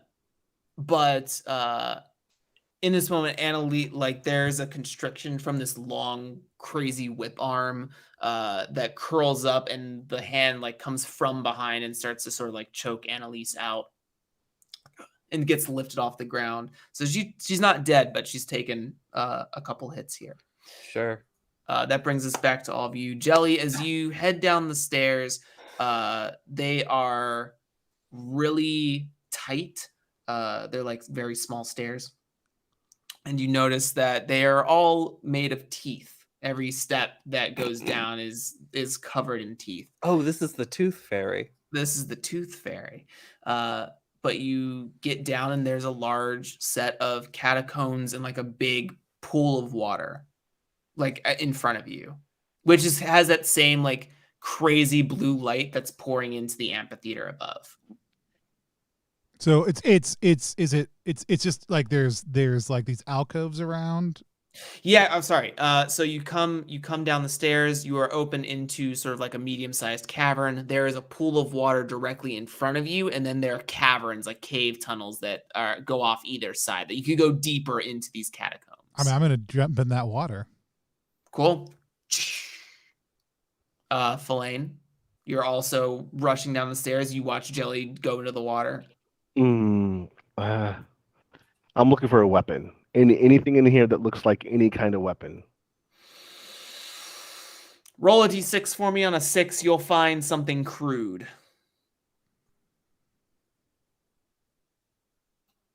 6. Cool. You Here's my find thing. like There we a go. stone hatchet situation. Okay. A magical stone hatchet. A robot destroying. Please. Wrong Okay. game, Tony. Oh, dang it. That's through the void. We'll say that is your turn to sort of like scrounge around the space and do that. That brings us to Claudette Elizabeth. Oh, you let go of my sister, you son of a bitch. That's a 4. Damn it, dude. Yeah, unfortunately, that's not going to do it. Yeah, no, we're... Claudette, just go. Just go. I ain't leaving till he's dead. Would you roll a d6 for me again, please, on a 6? It's a Annalise. 3. Heard. So it will attack you. I need you to make a sneaky roll here. It's a 17. 17. It has to be above. It has to be above It'd be there. above a 19. Yeah, it's Yeah, all it needs about to- their yeah. number. Yeah. Great, cool. Then unfortunately, no, that's not going to do it. You're going to take 3 hits here. Cool. I can take a number of those. As Is that number 1 or is that number 2? You'll never know. A lady never tells. as both the leg and the arm sort of like disjoint, whip out, and both like just lash against you. He should take fire damage. You did take another point of fire damage. I did roll Heard it. another point. Cool. Okay, cool. Hey, this auto damage is what was needed here. Yeah, if we'd all stayed up there and fought him, he'd be mostly dead. Yeah, could you imagine? Could you imagine? That brings us to the top. Who would like to act first? We have I'll Jelly go in the water. first. Okay, cool. I'm gonna use my last holy spell for the day. I'm going to heal my sister. Okay. Aww. I just hope I can dodge the rest of it. She's gonna heal for 2. Heard. Cool. The ramp up of difficulty from the bats to now is crazy. Jimmy was like, all night long, I was like, oh, if only I could hurt someone. Yeah. Cool. What do I see underneath this blue water? Tunnel. You see like underwater tunnel. He's gonna keep swimming. I can just feel it coming. Yeah, I gotta find the end of this thing. Cool. All right. You can get to the end and ask whatever's on the other end of this tunnel nicely. Could you make him stop? What are you going to do, Fellaine? I'm running back up there. I got my crude hatchet, which I'm hoping is magical. Yep. I can assure you it is not. We don't know. We're gonna see what happens. We'll find out after it hits. Mm-hmm. Okay. Fellane's a dreamer. Okay, cool. If you believe it hard enough, it's magical. It's magical, yeah. I've seen all this magic here. This has to be magic. Why is it here? That's going to take you going back up because it took going down to be the thing. Yeah. So, fire damage. Fire damage. We need it. A 6 is 2 points. 6. Hey. All right. He's about to transform into second mode. Yeah. Second phase. 30 health this time. Yeah. No. So, would you roll a d6 for me, please, on a 6 at It's a 5. Cool. Let's so that's go. going to be you. I need you to roll sneaky for me, please. 22. Let's go. Oh God! Praise. One more turn to stab this motherfucker. Those whips go out. You feel like a surge of adrenaline. You disco your way out of the attacks. Flame, you're up the stairs if you want to do something here. Yep, damn Skippy.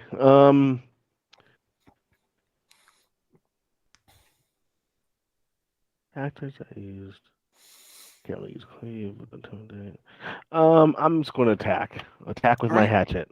Going for his neck still. Absolutely. Yeah, blood neck. Bloodthirsty roll hatchet. away. Magical hat. You know what? Go ahead and 12. go ahead and roll with advantage, Flame. Just because it's not actually magical, just with your strong Just belief. because you in believe. it. Yeah. Just believe it. Come up here with a new confidence. Do I reroll again? Because you roll d20 and take the higher number. Another d20 and roll. Take 8. Damn it. The magic's gone out of these rolls. I was killing it. The belief is not strong enough as you it shatters against this thing. Like bony exterior. As you see more and more flesh just begins to sop off of it and just reveals like sinew and bone underneath. Claudette, since you're up there and still in a fray, I would let you have the next action here. Yeah, I'm gonna as I run to attack, I'm going to whisper towards my book bag. Batty, if you got any tricks, now's the time to use them. Unleash me, mother. I will. He's talking again. Good. He's talking. I open the book bag as I go to stab. Go ahead and make a bloodthirsty roll. Yeah, that's a 19. Thank God. 19, great. Batty flies out of the backpack. As you go to stab, gets ahead of you, latches onto the front of what is or used to be Alan Ruby, is also on fire. Oh, I will no. sacrifice myself for you, mother. No! This is what I wanted. Oh, people are going to be mad about this stream, and it's going to be because of this. This is what's going to cause the crowd to turn. This is why I'm mad about this stream. Oh, man. Mother, I love you. No, Batty. We'll do 2 hits for the Batty sacrifice though. What else was Batty gonna do? Not shoot a laser beam out of its mouth? Maybe he could transform. No. Transform. Turns out Optimus Batty Prime. was. Speak English, Jeremy. This isn't on me. This is on you. English does not elicit transformation abilities. Look, he's obviously deeply magical. And also on fire. Jelly, what would you like to do? My whole point in coming down here was hopefully finding where what he was doing down here. Well, you're already in a tunnel. Yeah, you're like swimming. But that's because I'm a fish person and there was a big glowy blue thing. So whether I wanted to or not. You're swimming faster than normal. If right. That matters. So it occurs to me okay, I came down here to look for whatever had helped transform him.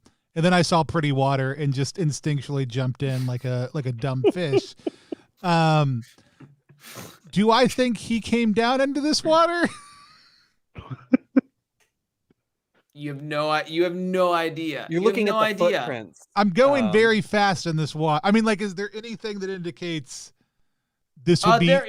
There's an opening ahead of you. Okay, then I'm going to that opening. I'm going to. That's it. That's fine. Sure. If that is your action, I would say that also resolving it, you break that opening, and you come out in you can feel a drastic temperature change. You feel like you're in the outside water, like you're in the ocean.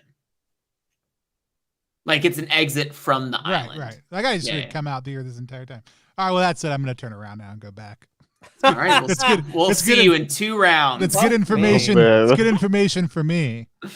It's almost like everyone should have stayed back here and fought.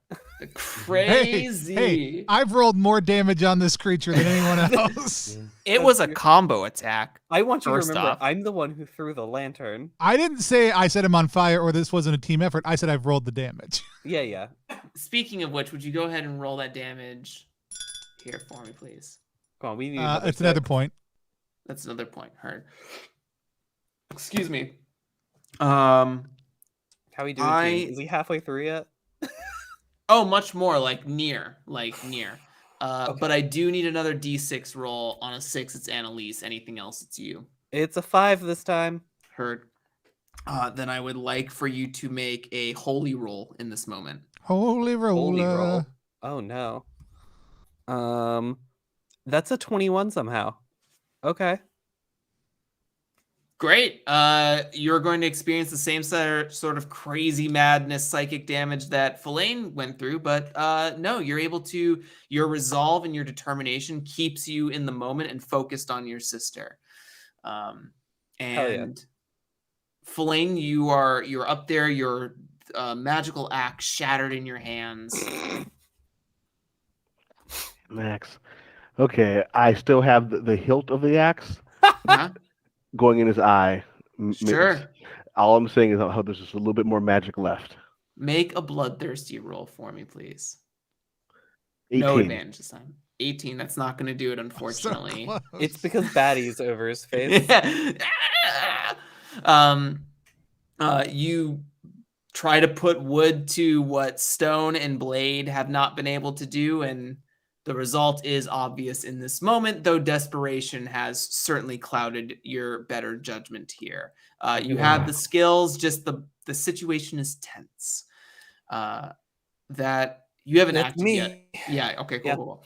Well, I can't let Batty die here. And that's more important than me staying alive. So I'm going to pull Batty off his face. Mother! No, Mother! I can do this! I'm fine! You're literally on fire! Why'd you make a bloodthirsty roll for me anyways for ripping Batty's claws out of this thing's face? That's a 4.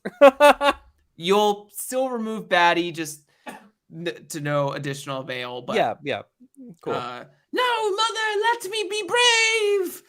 Get back in the book bag. Still on fire. Now the book bag's on fire. You didn't put Batty out. I don't know what to tell you. Everything's very rash here in these last couple rounds, which is blowing my mind. If you are swimming back, that is your round. That is what I did. Jelly. Cool. And he takes 2 points of damage this time. That's going to be it. So after charcoaling away, there is a little bit of like singe or second-degree burns on Claudette's being as well, like from the back putting out and my shoulder. book bag. Sure. Mother, you're hitting me. Why? You're on fire. Shut up. What have I done to deserve this? Batty is growing as an NPC by the second. Yeah, I guess we know who my next character will be. But Alan Ruby just sort of like begins to fall under his own weight and falls limp to the floor. The flames still catching, burning. The cooking of meat can be smelled. Eventually, Jelly in a 90% fish form comes up the stairs. I like to think that I get to the other end of the tunnel and I erupt through the air and fly up the stairs. Yeah, like a salmon. A giant salmon boy. Absolutely. Yes. Shit. I'm not gonna ask. I'm fine. Well, don't know how we're getting paid for this one. Annalise is passed out. Not away. Not a chance. Okay. But we have that magic axe. Just the hilt. Magic axe hilt. That has to be like 2 coins at least, right? I hope. So much coin. Jeremy, do you have another murder puzzle in your quiver? If you swim out the tunnel, all is good. I'll lead everybody out the tunnel. Cool. Do you have another murder puzzle? Now, are we going to say bye to jellyfish now? Like jellyfish, I think this Jelly is where just live here now. I think this is where we part ways. That's a great. Can I still speak a human tongue with my fish mouth? Yes. You can only speak a language Batty understands, but he'll translate for you. Translate back and forth. Yeah, I mean, I think we can come back down and explore this horrible place more. I'll help ferry people down quickly with my giant fish body, and seek out more of my own kind, since I know I'm more powerful than the rest of them because I crushed one early on and then drank his ichor to slowly turn me into Oh one. man. Awesome. That's why we're here. Well, I'm just here for Batty. I'll be honest. I'm only here for Batty. There was a moment there where I was like, I can save my sister, or I can save this bat. And you chose the bat. And I chose the bat. Let's do our reaction roll. Reaction roll is a live stream within a live stream. It's our chance to sit down with the creator of a game that we just played, talk to them about our experience with that. Today, we are sitting down with Steven, talking a little bit about Lowcountry Crawl, and just anybody looking at the image right now, the cover is 100% printed correctly. I don't know why we flipped it on our mock-up, but we did. If you are not familiar with Lowcountry Crawl, it is for D&D-ish games or OSR-style games. It's a Southern Gothic horror RPG. We've got Steve joining us, who is one of the lead writer on the project. So, Steven, you want to tell us a little bit about Lowcountry Crawl? And this is the 1.5 edition. So tell us, what does it mean for it to be the 1.5 edition of the game? Yeah. So initially, the world. Part of the world had been built, the map generator, things of that. I came back through and I helped make a narrative to it, and I added things. And one of the things, which again, it's tricky, but it's necessary, is we added aspects of slavery and hierarchy, hegemony, things of that nature, to sort of give it a very sort of colonial Southern Gothic feel. We also took did a lot of study and research on mystical African creatures, like literally, and then said, what if slavers brought them over to America? And so that was also a part of the game too, was not just exploring the dragons and stuff, but like creatures that you would find in Africa. And so had a lot of fun learning and growing in that culture. That's awesome. Well, I had a good time playing, but let's meet some of our other players, hear their experience playing the game, and see if they have any questions. If you're watching right now, or if you're watching later and you have a question, go ahead and type it in the chat wherever you happen to be watching, and I'll relay that up. But let's talk to Kegan first. Kegan, tell people who you are, what you do, where folks can find you online, but also if you have any questions for Steven about the experience of the game. Yeah, I'm indie game designer Kegan EXE. You can find me at keganexe.com. This was just a blast mostly. I don't think I have any questions offhand, but it's also like 11:30 here, so I'm not sure I'm thinking straight. No, you chose Batty over your sister. That means your decision making process. Oh no, that was 100% the correct decision. I'm not questioning that one for a second. I would do it again. Awesome. Let's kick it over to Jeremy. Jeremy, tell people who you are, what you do, where they can find you online, but also what it was like to prep and run a Lowcountry Crawl. Yeah, my name is Jeremy Gage. You can find me at JeremyGage5 over on Twitter. You can also listen to the Draw Your Dice podcast. You can check out that Twitter at Draw Your Dice Pod. And yeah, prepping it was wicked easy. I sort of needed a kernel idea and the generation tools inside of the game, inside of the content was very helpful.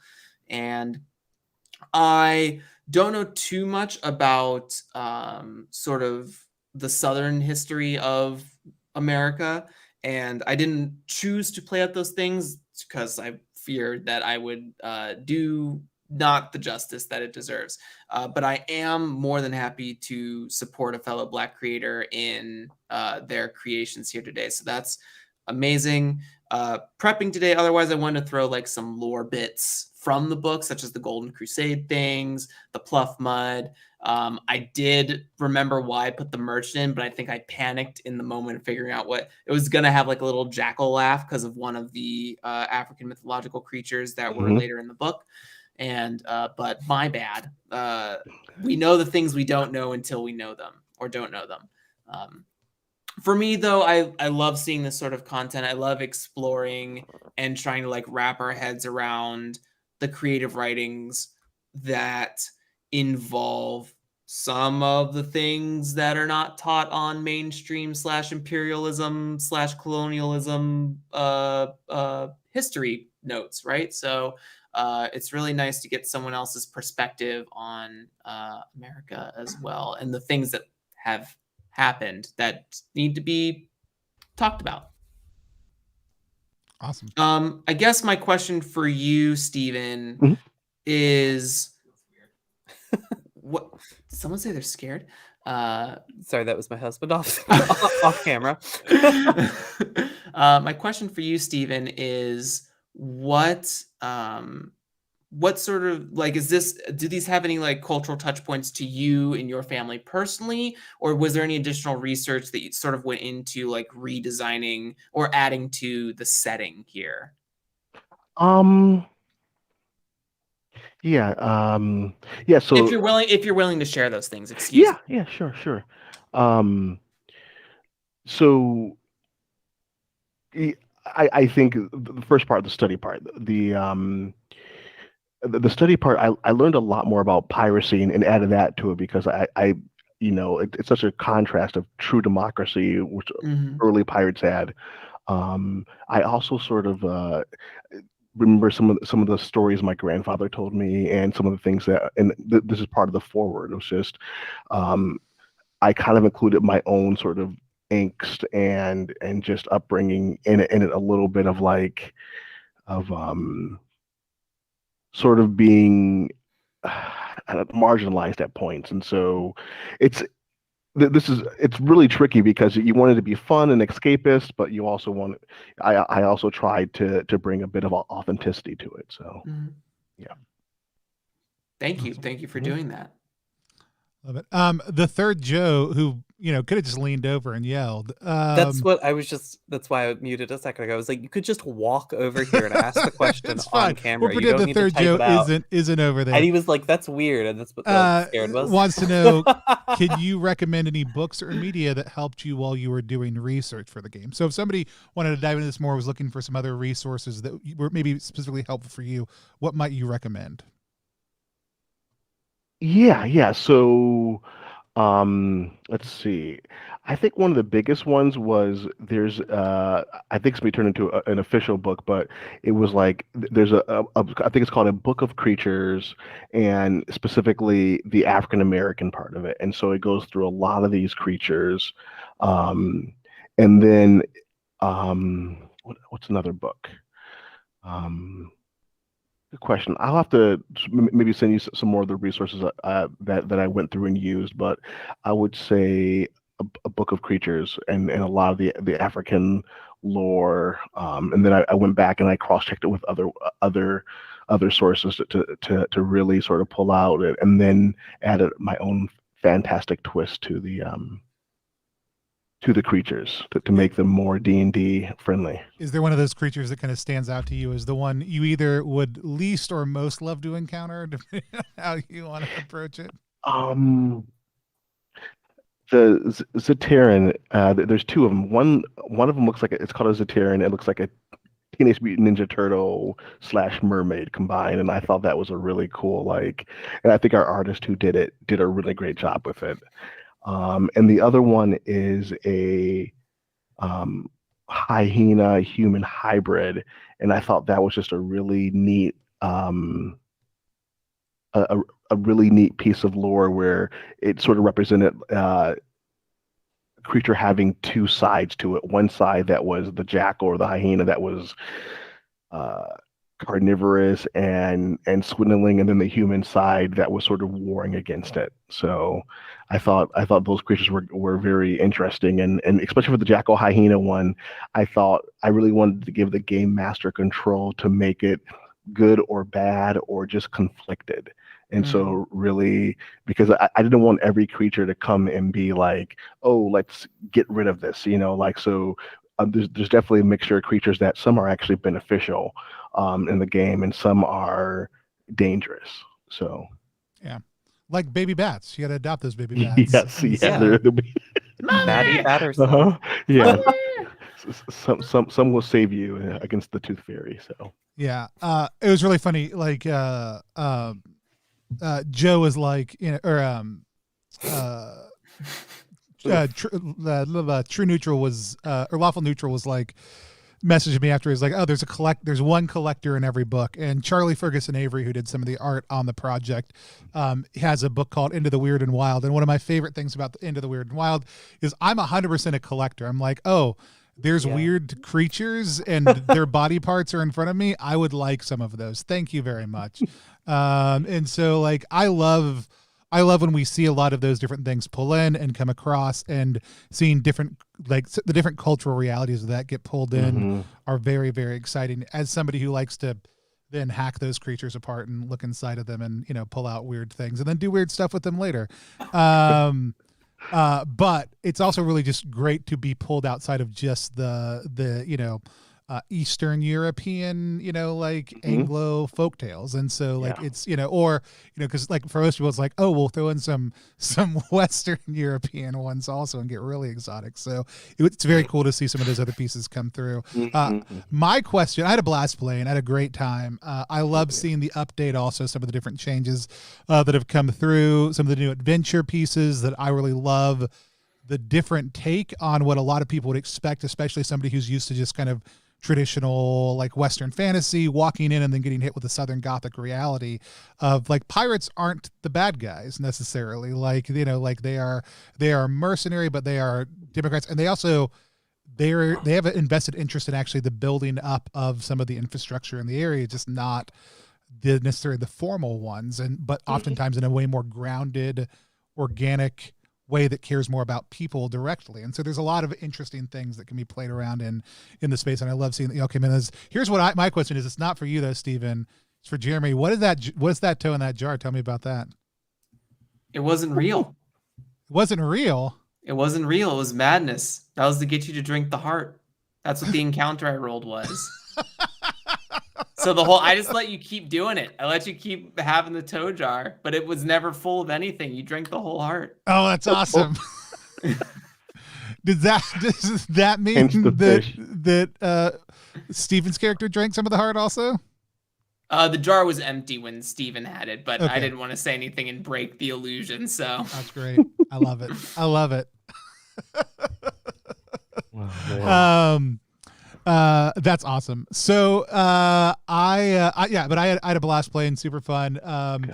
I'd love to come back and mess around on the surface and get lost in the Pluff Mud and mess with the tides. I love the watch system. I think it's super smart. A lot of the kind of core mechanical pieces, but the big thing about a setting book is always what does it bring narratively, and I'm really appreciative, Stephen, for everything you've added for that. I want to talk a little bit, and Stephen, I don't know. I mean, I don't know everybody's specific things that they're tied to in it. We'd be remiss if we didn't talk a little bit more about the Lowcountry Action Committee, which a significant portion of the proceeds, which are all broken down on Technical Grimoire's site, go to support the different people who are involved in contributing to the game, but also go to help support the Lowcounty Action Committee. Are you able to speak to that at all? About what it is and what the emphasis behind that is? Let me look it up so I don't butcher it. Cool. It's lctakesaction.com. We do have it up on the screen right next to us also too. Perfect. Yeah, I will. I love knowing that little chat commands. Okay, so I'm just going to read part of their website. So David's not here, but great publisher, and he wanted to make sure that part of the proceeds, part of it went back locally to African American organizations that were giving to the community, and that's really what the Lowcounty, I think it's Lowcountry Action Committee, does. Is it's helping. It says what to educate and organize through political education and collectiveness within the Lowcountry, and so. There is, especially in the South and Charleston too, as well, definitely in South Carolina, there is a lot of disparity, and so I appreciate what they do to help bridge that gap in it. And so part of the money goes to funding them. Awesome. So if you want to support, get a great game for yourself, support an amazing group of writers, and help support a phenomenal organization that's working to empower people through solidarity, I would absolutely encourage you to go check out Lowcountry Crawl. We've got links to all that down below in the doobly-doos, as they are formally called. Just FYI, we got a couple streams happening over the next little bit. Tomorrow night, we are playing Mouth Brood, which is Amanda Lee Frank, who's going to come on stream and run it for us. I'm super excited about that. Is going to be running it for a couple of us tomorrow night. It's another OSR-ish style system, but if you like things like Annihilation and, your teeth turning into mushrooms and stuff like that, come on back for that. Always a good time when that happens to your teeth. And then Friday, we've got another funeral party. Funeral Party is a monthly show we do in partnership with Exalted Funeral. We're going to be interviewing Kirby Franklin about their current horror anthology that is live in Exalted Funeral right now, and another one is dropping on Friday. You may see me in dressed up as a PBS dog of some sort. I think it's a breaking news right now. That's the theme of our costume is dogs who have been featured on PBS, and so. You can guess which one I am, but I'll never tell until Friday when I show up dressed as it. And so with that said, is Friday the meat grinder too? This is Kegan asking for myself. Meat grinder we've got on the 5th, I think. Okay, cool. It's next month. I know it's a Friday. Yeah, it's a Friday.